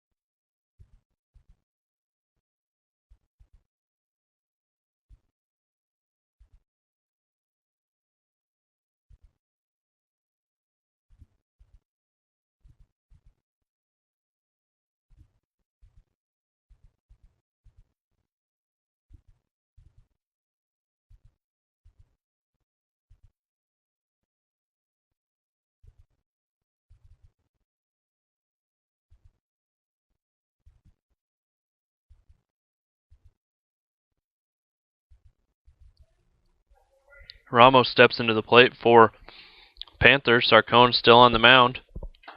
Swings at the fastball pitch to him. Miss for strike 1.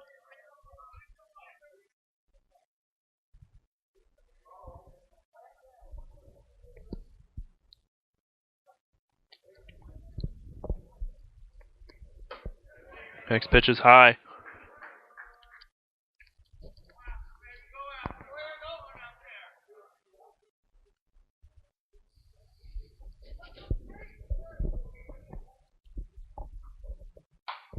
Fouls off the 1-1 pitch.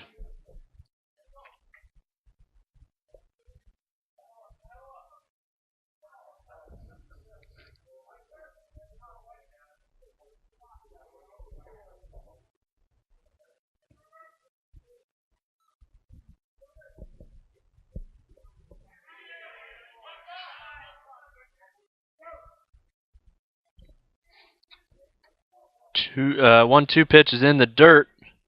Brasher has a tough time finding it. Evens the count at 2-2 on a check swing, but Ramos did not fully go.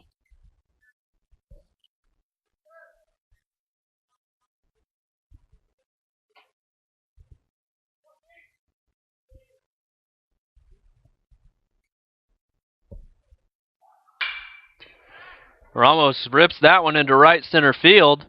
That's going to hit the wall. And Ramos is going to have a double to lead things off here for the Panthers. So an extra base hit for the Panthers. I believe that might be the first extra base hit of the tournament for the Panthers.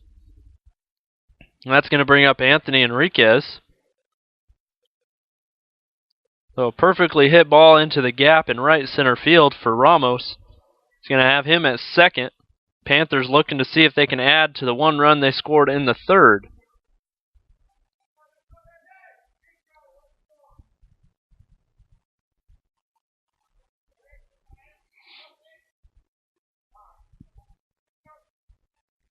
Time called. Enriquez steps out of the plate.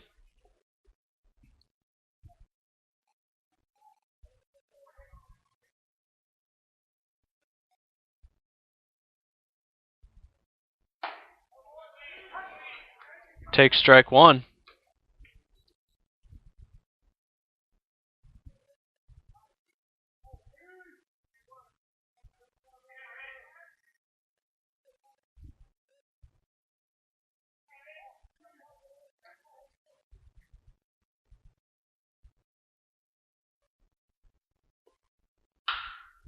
Well, 1 pitch is going to be hit into shallow left field. Kinman in a great spot there. It looks like that has a chance to drop, but they have that shift on. Noah Ant pulls it opposite way, and Kinman's there for out number 1.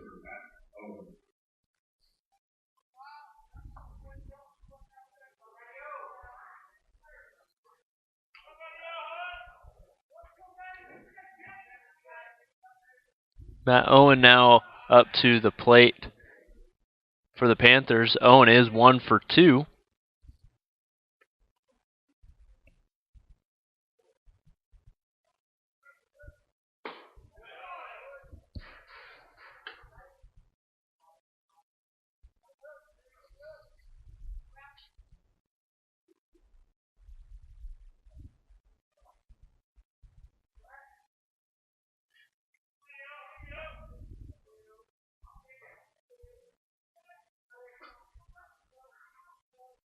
One 0 pitch from Sarcone, to Owen. High for ball 2.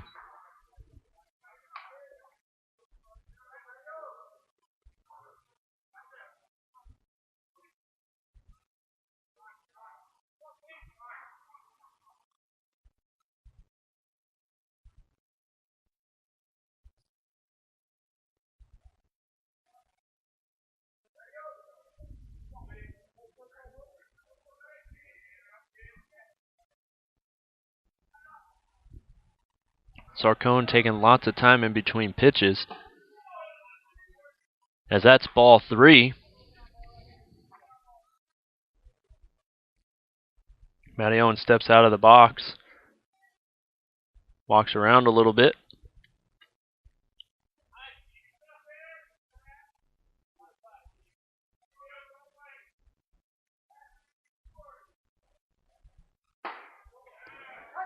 On the 3-0 pitch, Owen takes that one for strike 1.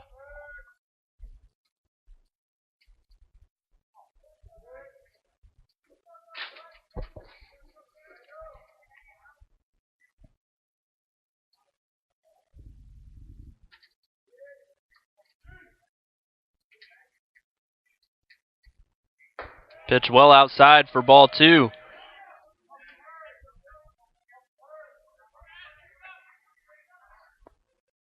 So a leadoff double and then a walk after a ant flies out to left field. So runners at first and second, one out, and that brings up Sean Goodall. Goodall is 0 for 2 today, but does have an RBI.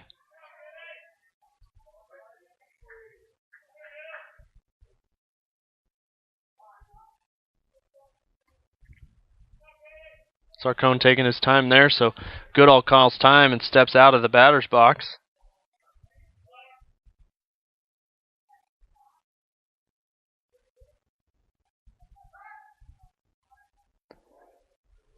Sarcone steps off and turns quick. Does not throw to second. Blood covers.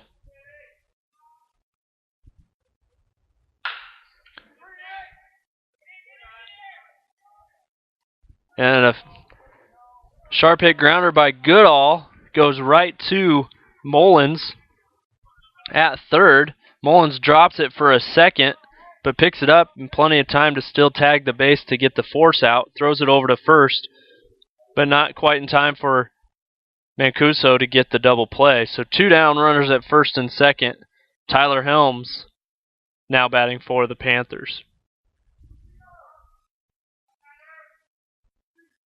Helms 0 for 1, did walk his last plate appearance.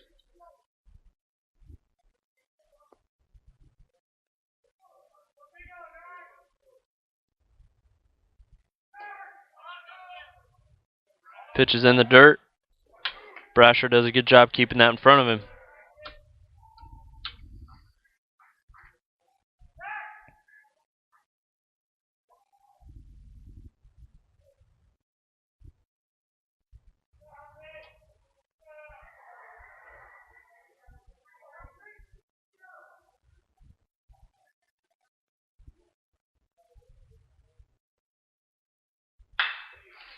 Helms is going to rip this one into left center field, but I think it is going to bounce off the wall. So it's going to be a close play at the plate, but Goodall is able to make it home. It looks like Goodall didn't get a good jump on that, waiting for Owen to round, so a stand-up double as that hits off the wall in left center field. Looked like I thought Clark might have a chance to get it as the wind was blowing it toward him, but it was deep enough that with that concrete wall, he wasn't going up against that. Wasn't there in time anyway, and it bounces off the wall. Does a great throw, but the cutoff from Cribbs, that throw is over the head of Brasher covering home plate, so Goodall slides in safely. On the throw home, Helms moves over to third. So now we have a runner at third. Still 2 outs. And Rudy Perez is going to get hit in the back and earn him the free base. So again, runners at the corners. This does give them another force at second base now. So they've got a force at first or second with 2 outs here. And that's going to bring up left fielder Jordan Pella. Currently at third base is Cody Bach, courtesy running for the catcher Tyler Helms, who hit the deep double to left center. So 2 extra base hits in this inning has scored 2 for the Panthers, still down 5 so far in this ball game, but just clawing back any way they can. Jordan Pella fouls that one off. Perez gets a great jump, but he's going to have to make his way back to first base as Pella fouls that one off.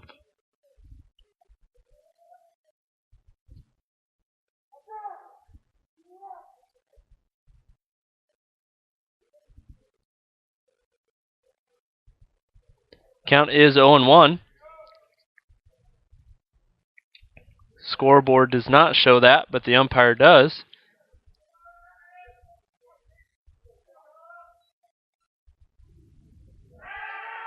And they throw over to first to check Perez.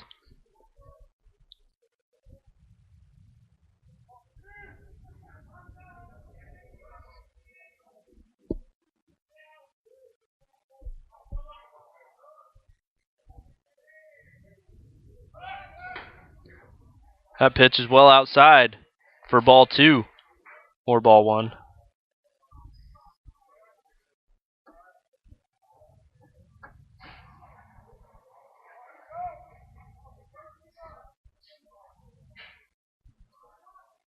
1-1 pitch. Fouls that one off again, and Perez gets an incredible jump on that one as well, but he's got to make his way back. Pella finds himself behind in the count 1-2 after fouling that one off.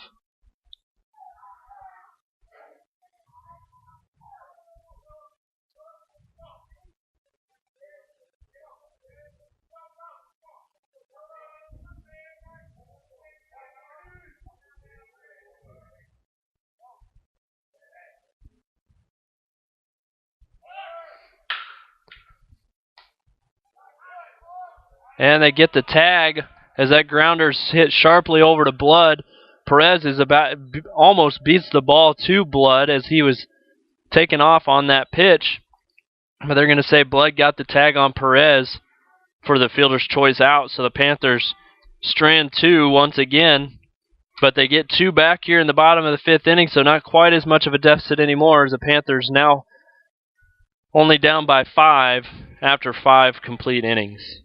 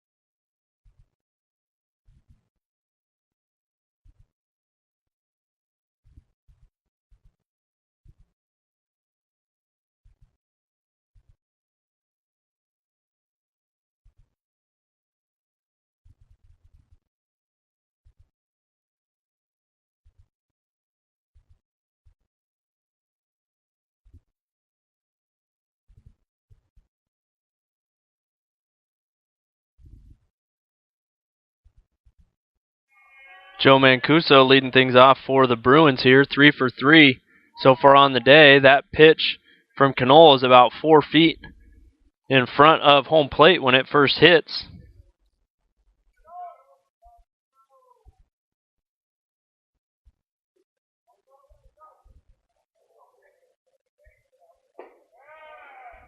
That pitch misses as well, so 2-0 the count.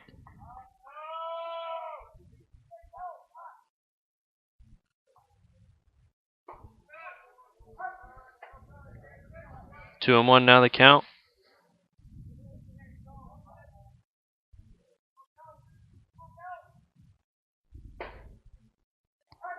Two and 2 takes that one again.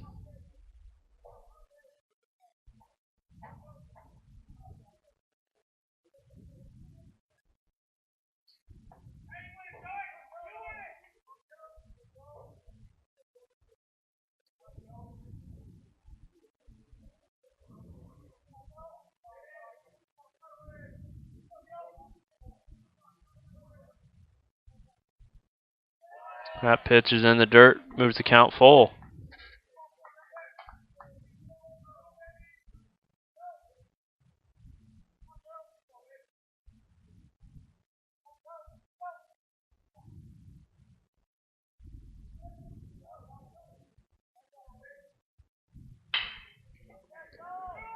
Hard hit ball over. Enriquez grabs that one, throws it over to Garcia at first. So the first time today we've been able to get Mancuso out is a tough one, but Enriquez makes the throw. That's going to bring up the bottom of the batting order, the second baseman, Tyler Blood.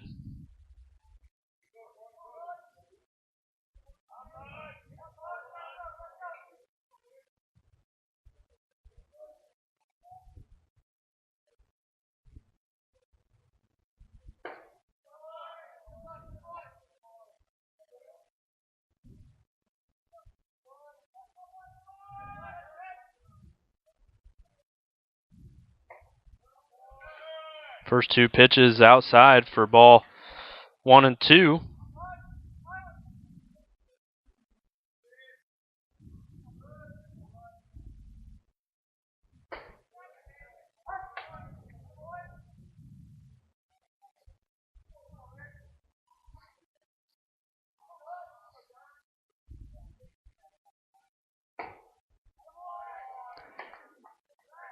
Now 3-1. Blood 0 for 2 with a hit by pitch. Swings at a 3-1 pitch, fouls that one off.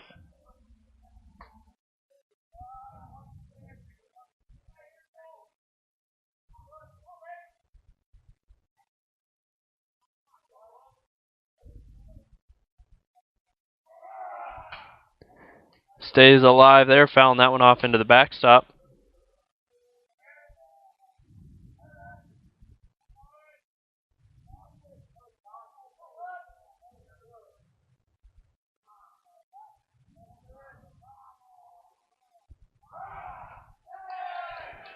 And a 3-2 pitch hits him on the foot and earns him a free base.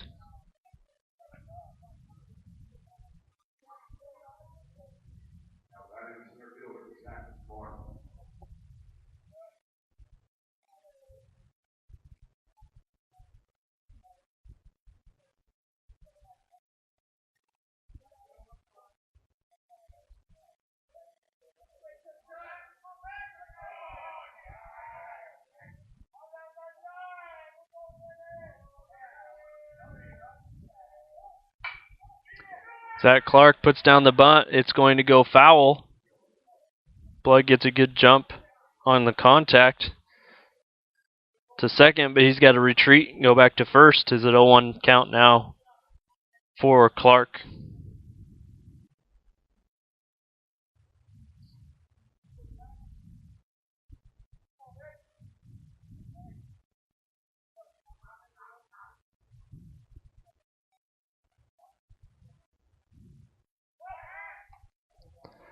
Throw over to check the runner at first.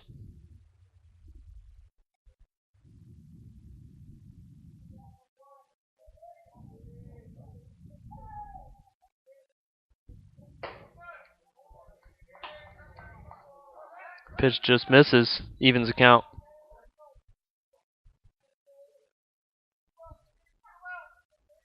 At 1-1.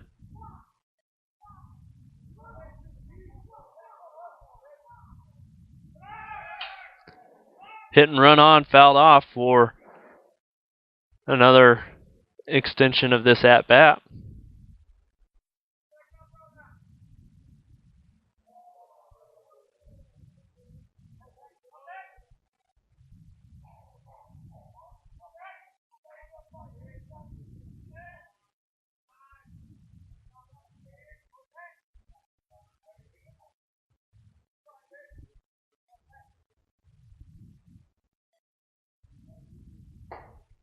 Swing and a miss there for Zach Clark, and that's going to be a strike number 3, the second out of the inning, and bring up Gally Cribbs, the shortstop.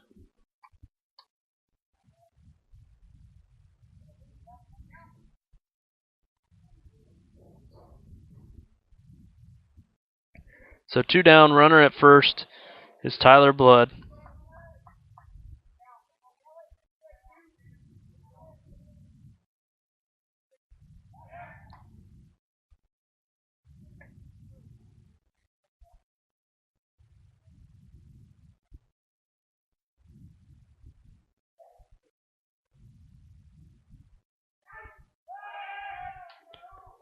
Checking the runner once again.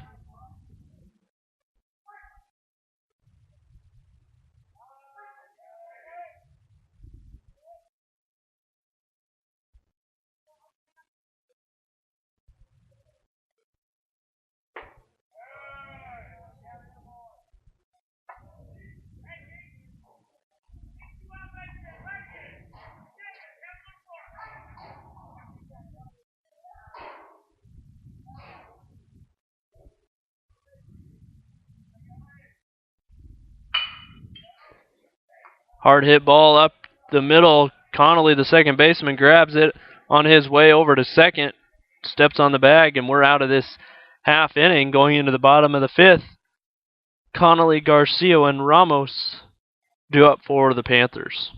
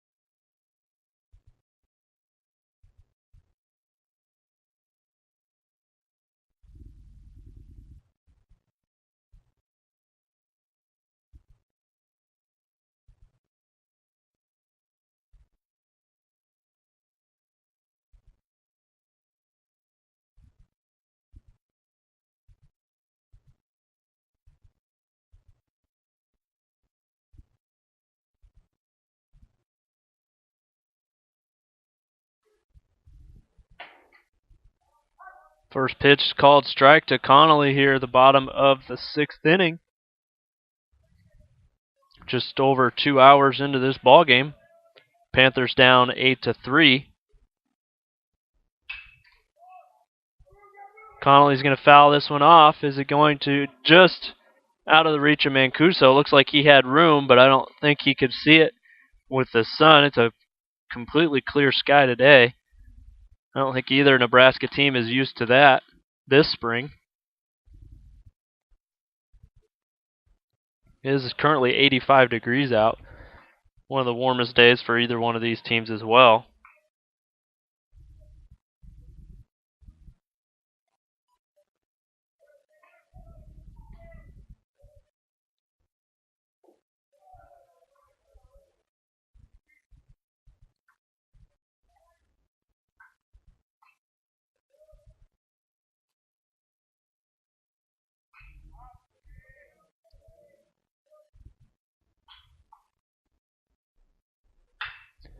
Connolly's going to rip this one down the left field line. It is going to be in fair territory. It's going to be another extra base hit for the Panthers. And a leadoff double once again for the 2nd inning in a row for the Panthers. This time, credit this one to Caleb Connolly as it's hit to deep left field, out of the reach of Kyle Kinman.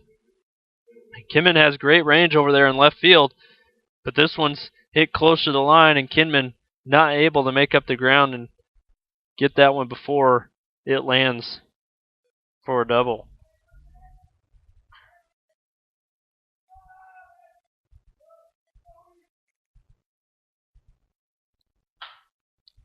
First pitch to Garcia is going to be fouled off.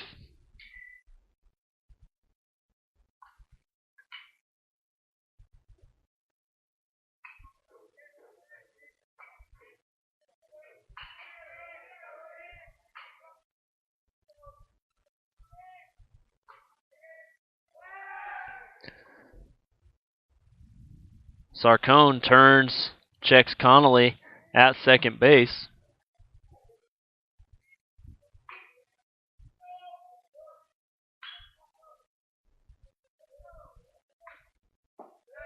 That pitch is in the dirt.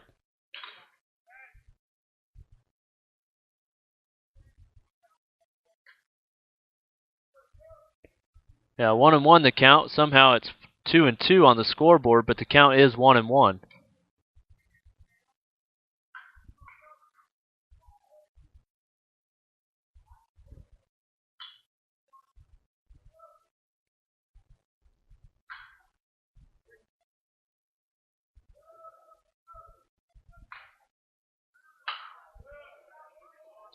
Garcia fouls that one off again.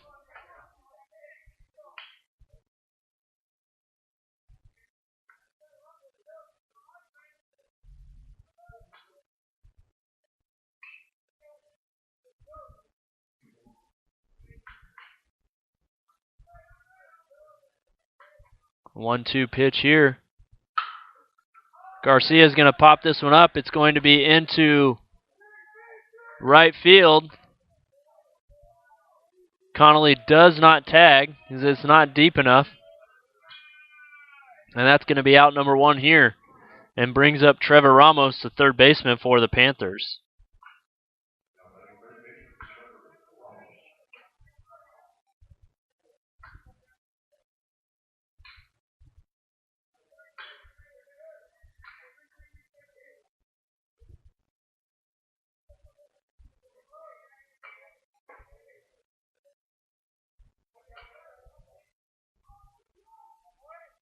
Ramos steps into the batter's box. First pitch in the dirt. Brasher not able to find it, but it doesn't go far enough away for Connolly to advance.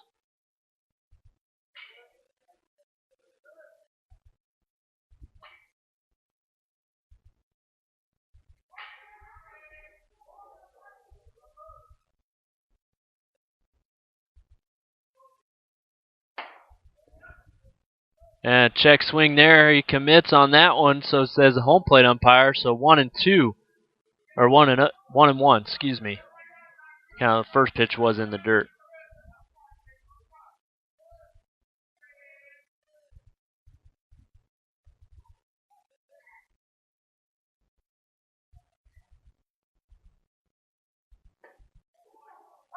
Pitch looks a little high, but it's going to drop in there for strike 2.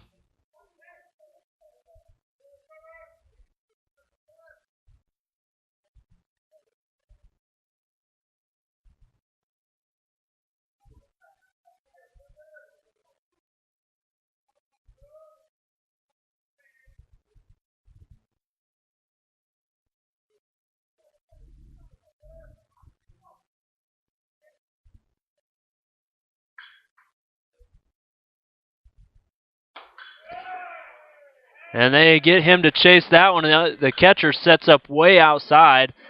Fastball. Ramos knows it's going to be a fastball, but he chases it as well outside the strike zone. That's out number 2 here in the 6th inning. Panthers get a leadoff double, unable to do anything so far, as Anthony Enriquez now to the plate.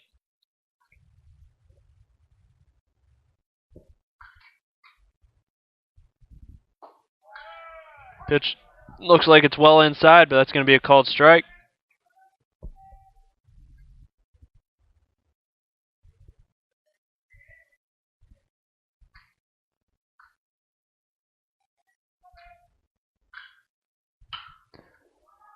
And just fouls that one off.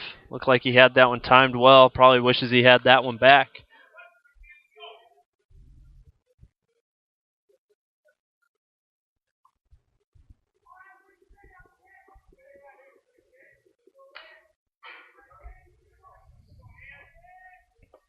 Here's the 0-2 pitch to Ant.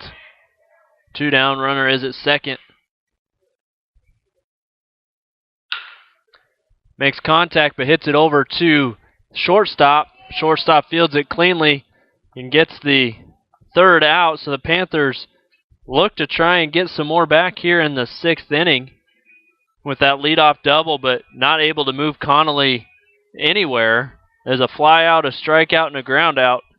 Ends the 6th inning. Panthers still find themselves down 5, 8-3.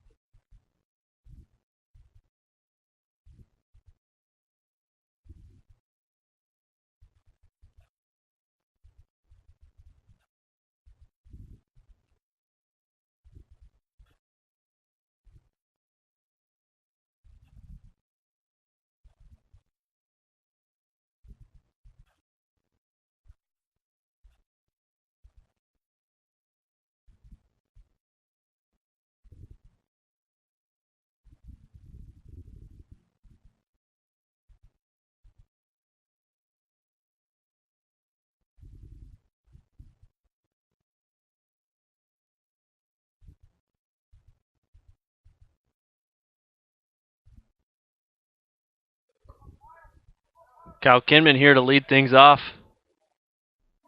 for the Bruins. First pitch is a called strike. Next pitch shows bunt, pulls back, but it's a called strike over the outside part of the plate.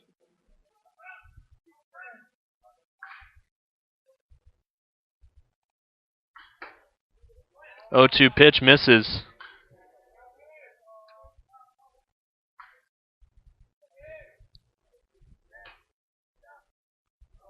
Swing and a miss for the second strikeout of the inning. Kinman not happy as he slams his bat down.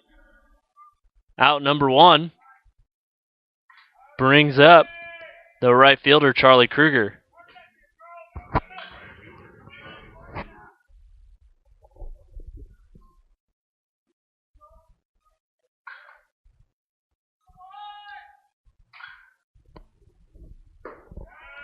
Fastball low, ball 1.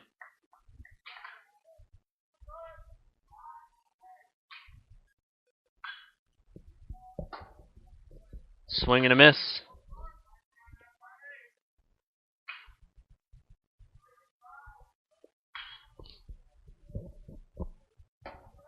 Pitch well inside for ball 2.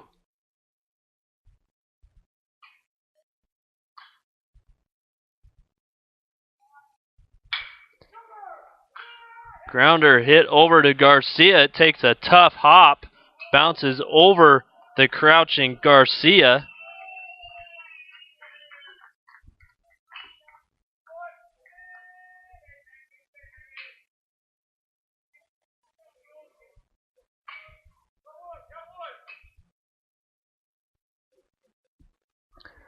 So a tough hop there for Garcia. We'll bring up Nate Mullins, the third baseman.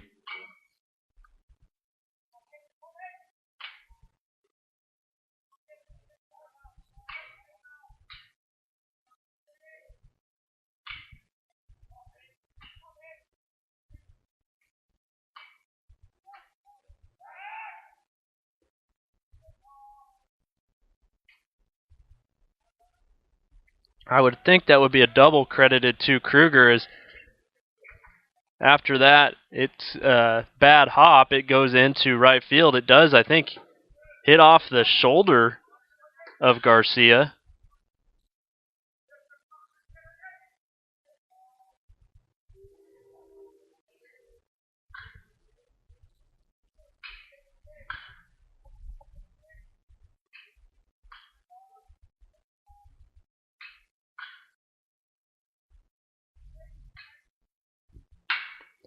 This is going to be a hard hit ball into deep center field, and it is a home run over the center field fence.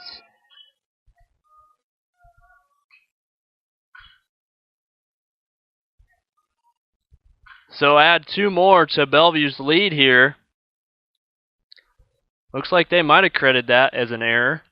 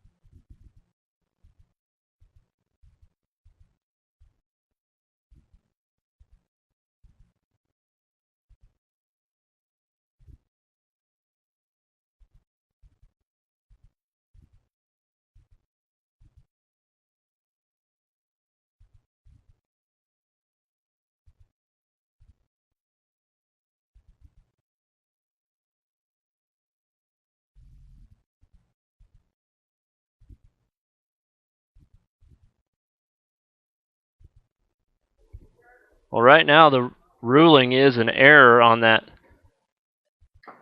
play, and then a 2-run home run by Mullins.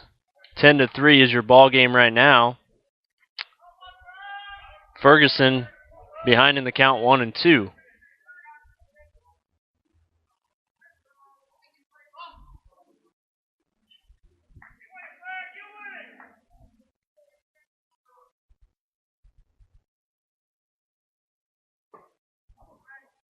Swing and a miss for strike 3 and second out of the inning.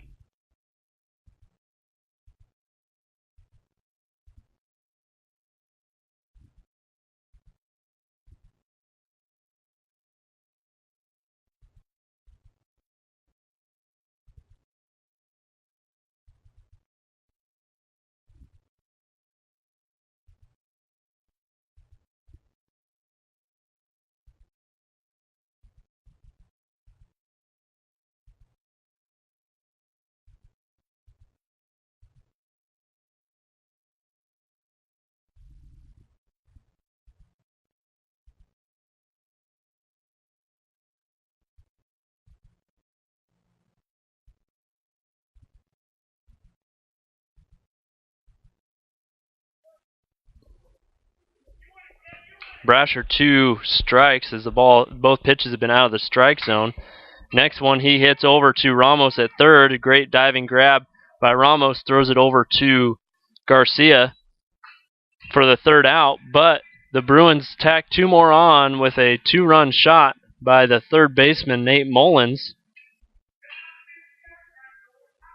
Going into the bottom of the seventh inning, score is now 10-3 in favor of the Bruins.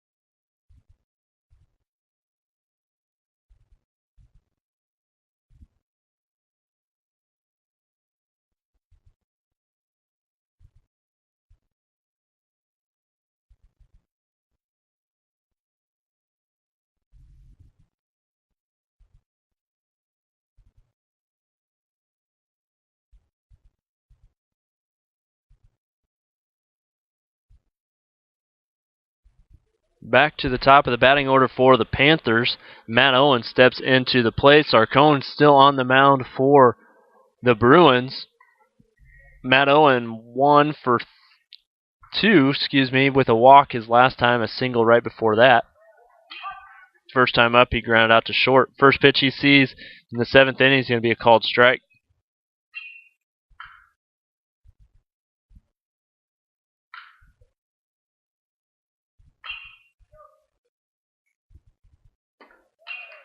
That pitch misses for ball one.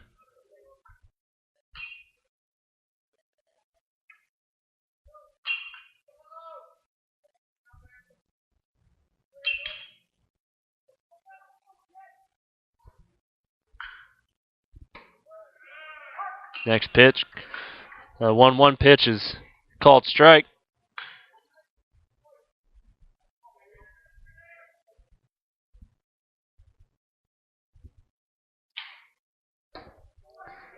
Set up outside, trying to get him to chase after that one, but it's too far outside for Owen. Evens the count at 2-2.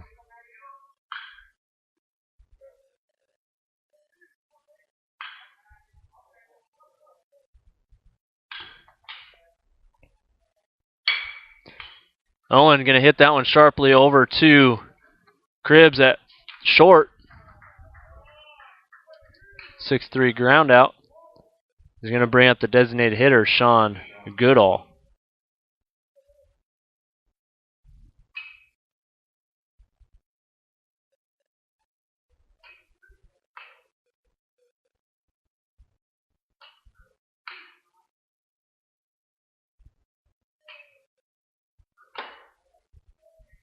High and inside for ball one. Goodall 0 for 3 today. Reached twice on fielder's choice. 1-0 pitch.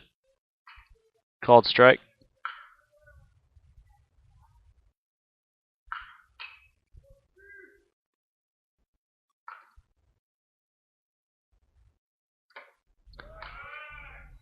Out in front of that. 1-2 now the count to Goodall.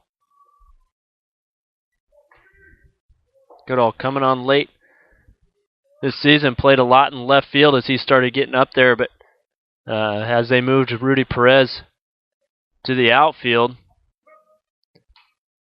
they moved Pella over to left. A little more range Pella has in the outfield, but Goodall's bat strong enough that they want to keep him in the lineup, so he moves to the DH spot. That pitch is in the dirt, 2-2. Now the count.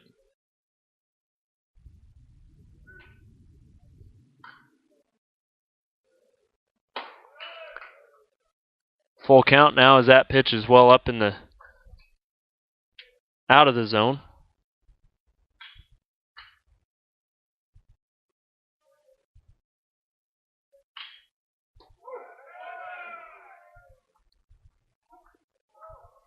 Pitch looked like it was about 6 inches inside. Pretty sure if the catcher wouldn't have moved his glove, it would have hit the umpire right in the left knee. Somehow that's a called third strike. Can't really get upset at Goodall for taking that pitch on a full count. Looks like that's easily going to be a base on balls, but this umpire decided to extend the strike zone about 6 inches to the left on that one. Brings up the catcher, Tyler Helms. Helms 1 for 2 on the afternoon with a 2 RBI double. His last plate appearance. First pitch he sees, he's going to swing. Grounds it over to the shortstop. The shortstop's going to pull him off the bag on that. Looks like he might have had the tag on Helms. The first base umpire says no. He is going to appeal to the home plate. All three umpires getting there. I don't know if they're going to have any better of a view of that. The first base umpire was about 3 feet away from it. Home plate was standing at home plate, and the other infield ump was between second and third. Or actually, he would have been on the third. He would have been clear over by third, so I don't see how change that. I don't know how you change the call there. Who made that call to overrule it? There's no way the umpire from third base makes that. I just think maybe he missed it to begin with and just needed a chance to talk it over, but there's no way either one of those other guys had a better view than the first base umpire. If the first base umpire blew the call initially, that's understandable, but there's no way that one of these other guys can change his mind from what he saw at first. So going to pull it off, so the first baseman, Mancuso, actually gets the tag and tags out Helms on that. So that's going to be the end of the second inning. Knoll comes back on to the mound for the Panthers here in the 8th inning. And you have your 8, 9, and 1 hitters due up for the Bruins.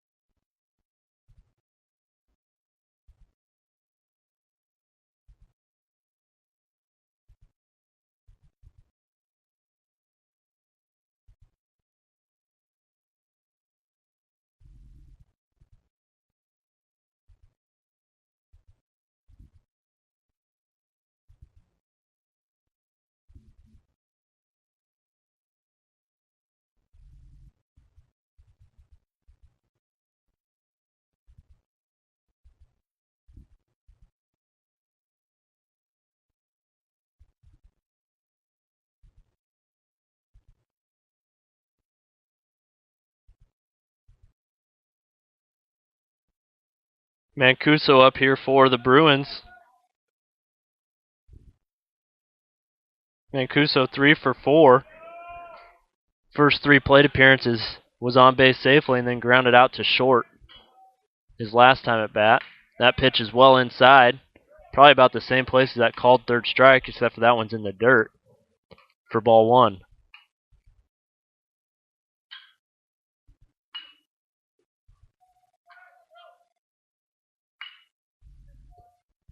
Another pitch in the dirt for ball 2. I'm not sure what pitches that Helms is calling.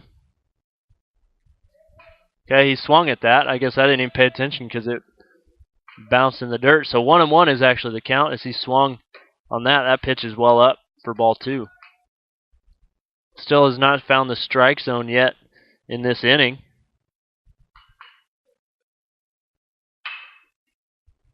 And he's going to line that one down the first base line. Garcia dives for that one. Unable to get to it, though, and that's going to be a stand-up double for Mancuso, his second double of the day. First one went to left field, that one right down the right field line.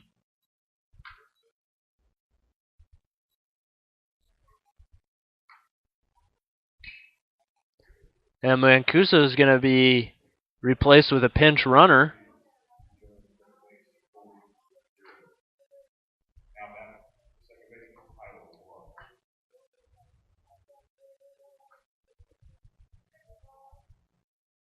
Fitzgerald at second. Tyler Blood in the batter's box.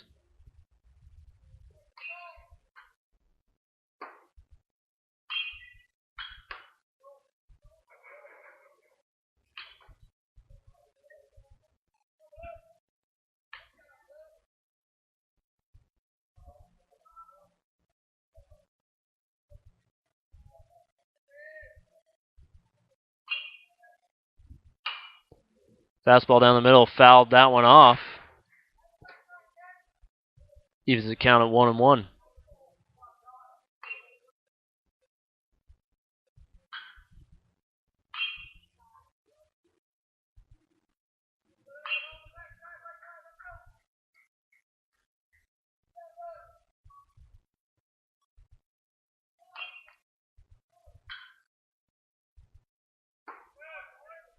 Pitch right down the middle. 1-2 now the count.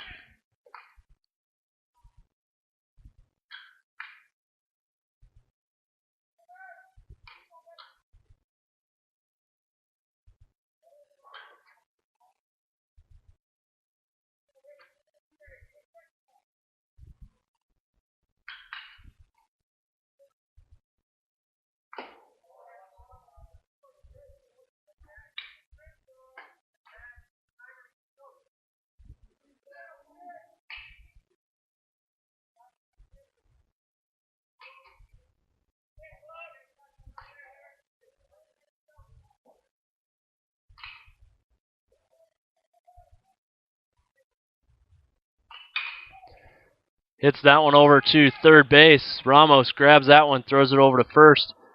Fitzgerald unable to move from second. First out of the inning. Tyler Blood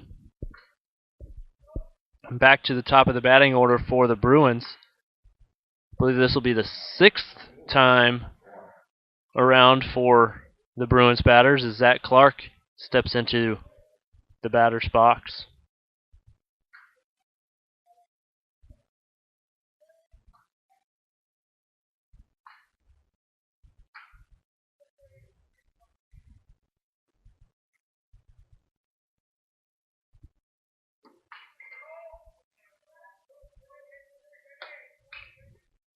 Pitch is in the dirt. Ball 1.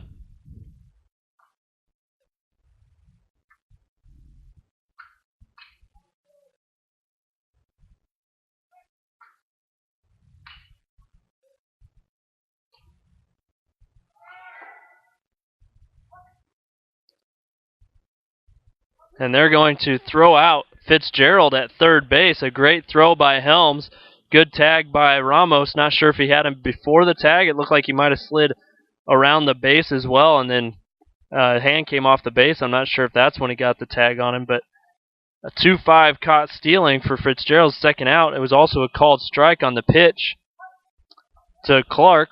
Another inside pitch is a called strike. Moves the count to 1-2.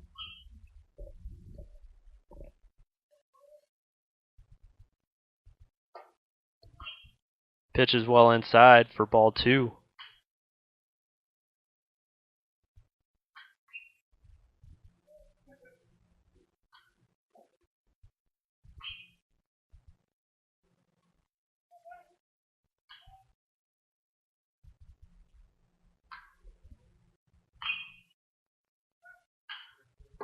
Swing and a miss there on Clark is strike number 3.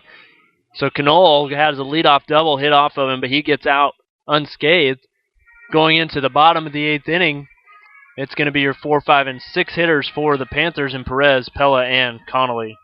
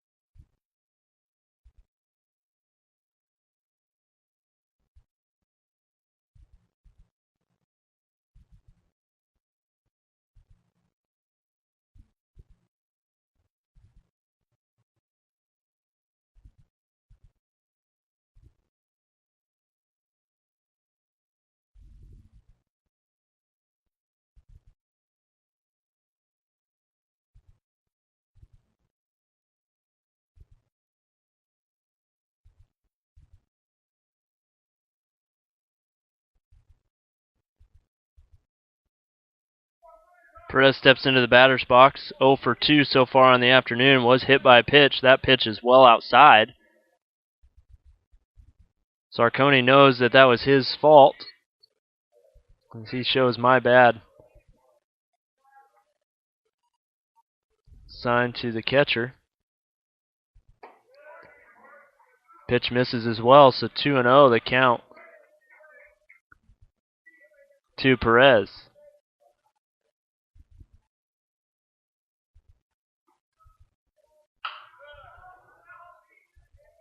Makes some contact on that one, but fouls that off. Behind for strike one.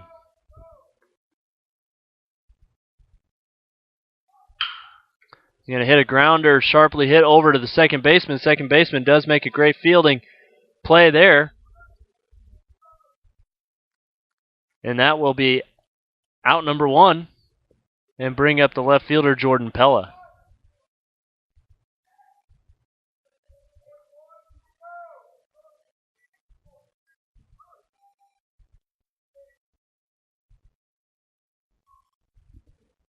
Pella's going to swing at the first pitch. He's going to foul it down the right field line for strike one.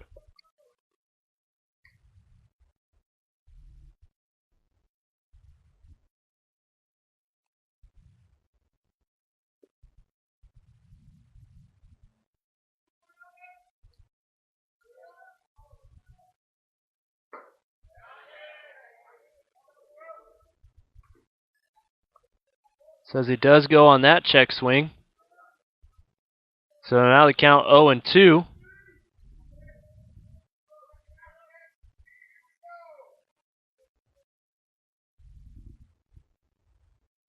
That pitch is in the dirt, trying to get him to chase after an 0-2 pitch.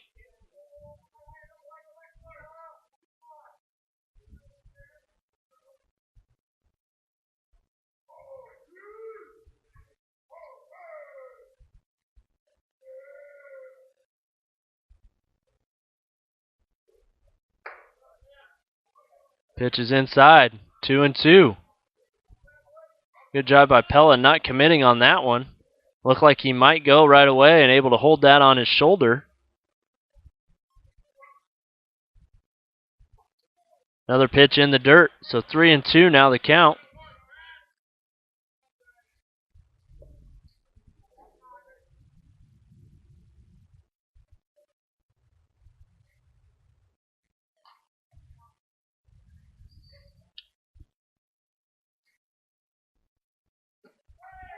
Pitch is low for ball 4, so Pella very patient after getting behind 0-2. Has 4 straight pitches outside of the strike zone and earns a base on balls, and that's going to bring up the second baseman, Caleb Connolly, who does have a double, 1 for 3 in the ball game.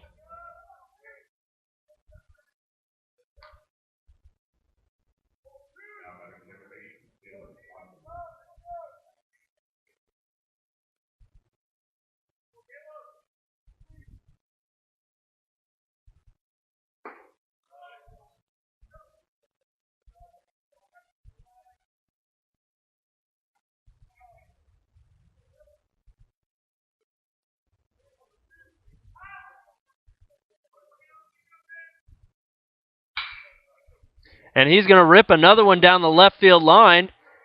Pella is going to go to third. And another double for Caleb Connolly as he hits that one just out of the reach of Mullins down the third base line. Kinman over there quickly. Pella, speedster, had to wait just a second to make sure that wasn't going to be caught, I think. And then as he rounds second, actually a closer play at third, Joe Garcia now batting for the Panthers. Garcia 0 for 2 so far on the afternoon.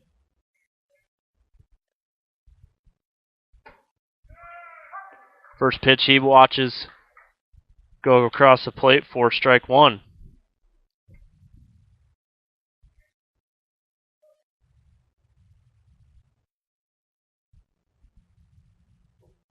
Pitch is in the dirt, evens the count at 1-1.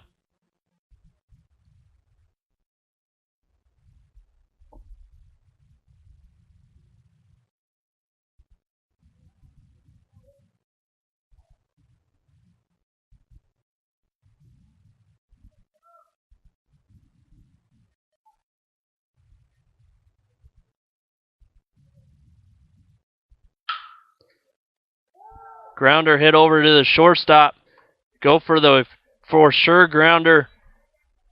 Connolly tries to get in the head of the shortstop as he runs right in front of him, but they do get the ground out, the sure out at first base, the second out of the inning. But that does score Pella from third. So the Panthers able to get one more run here in the bottom of the 8th inning. Ramos steps into the plate for the Panthers. Connolly now at third, but there are 2 down in the 8th inning. First pitch he sees, he kind of golf clubs that one foul down the third base line.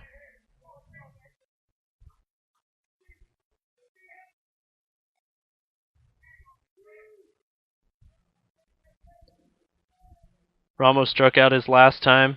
Hit by pitch in the third, doubled to right in the 5th.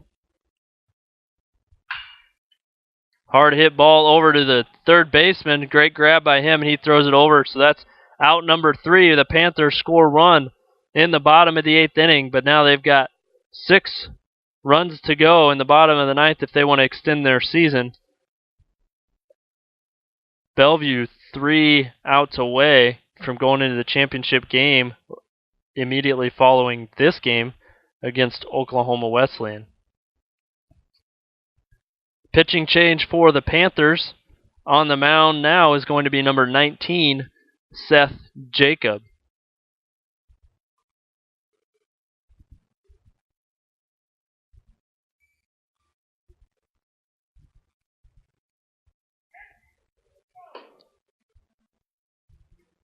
Regardless of this game, if the winner of this game goes on to win the game after this against Oklahoma Wesleyan, that will force an if necessary game that will extend the tournament into tomorrow. I'm sure either whether it's York or Bellevue that wins this one, they are definitely looking forward to playing tomorrow, breaking up that winning streak that Oklahoma Wesleyan has of 24 games in a row.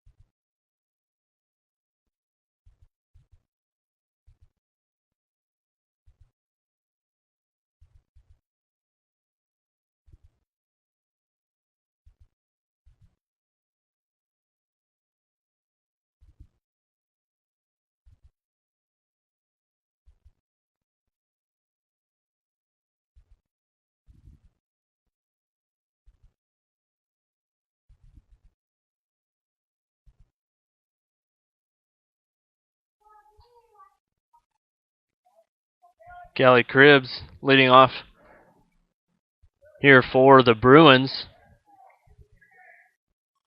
He is 0 for 4 with a run scored, an RBI, a walk, and a strikeout.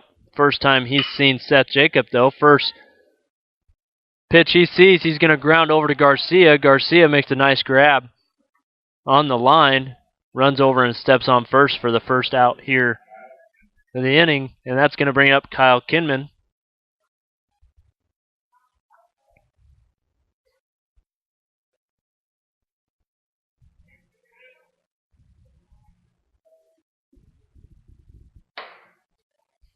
Kinman watches the first pitch outside half the plate for called strike.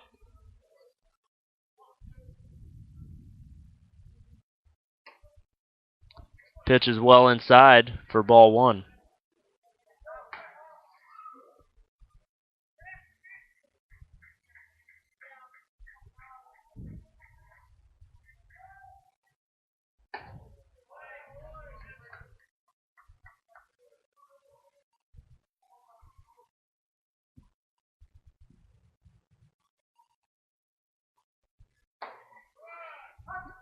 Two one pitches.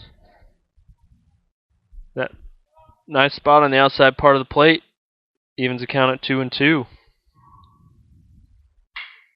Hard hit ball into center field. Owen underneath it and makes the grab for out number 2.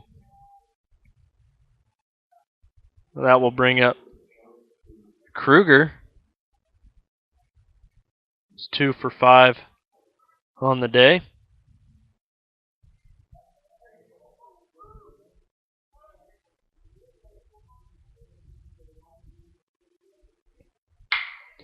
First pitch he sees is going to hit sharply over to Garcia. Garcia steps on the bag. So 3 up, 3 down for Seth Jacob and the Panthers, but they've got a lot of ground to make up here in the bottom of the 9th inning to extend the ball game. 10-4 is your score.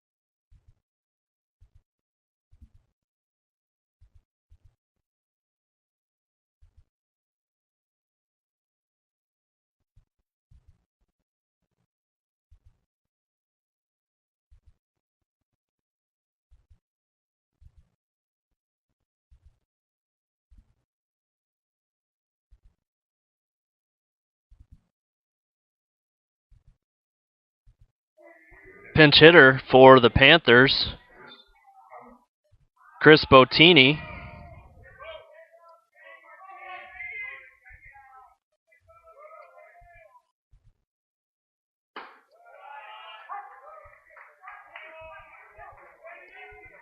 First pitch to him is called strike.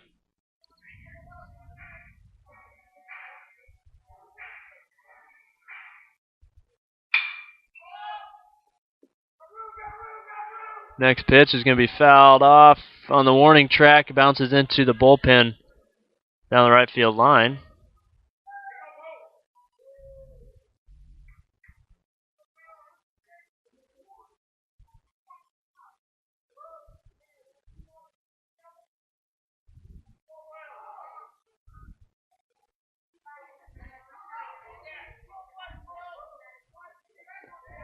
So now 0-2 pitch from Sarcone to Bottini.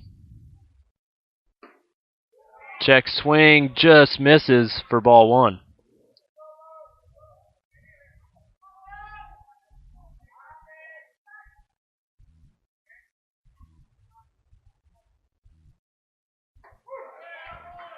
That pitch was further outside than the last one that this ump called a ball.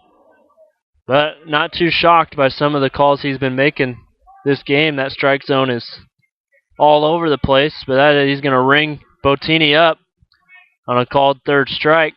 And back to the top of the batting order is going to be Matt Owen.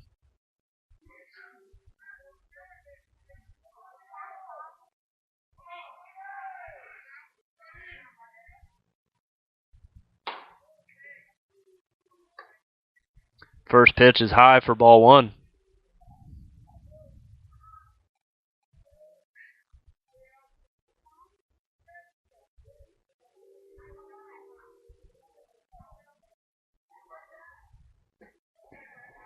Called strike.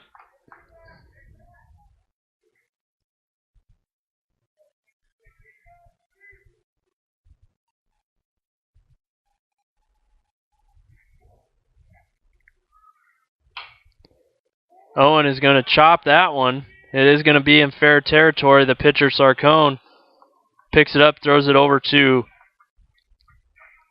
Fitzgerald. Fitzgerald is on first now.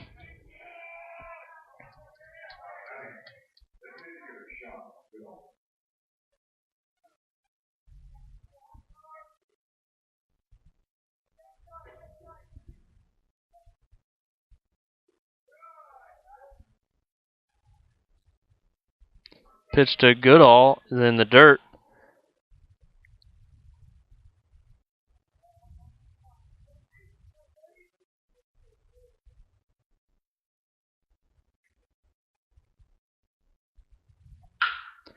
Goodall is going to hit that one deep to the shortstop. Shortstop's going to make a great play to end the inning. I guess if you want a great play to advance you on, that's going to be the one, as Cribbs, falling backward on the grass, just throws it as hard as he can and just beats Goodall out over at first. So the Bruins stay alive this season. Panthers more than likely are going to be done for the season, as they are not in the top 25 or receiving votes. I don't imagine them making it for a regional bid.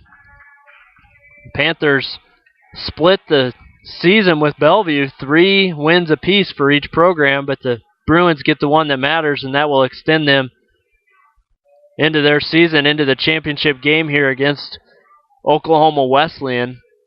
Bellevue is the last team to beat Oklahoma Wesleyan this season, the only one to beat them this year in conference play. But a great season for the Panthers. Sad to see it come to an end. I'm sure that Coach Walth will end up talking to his team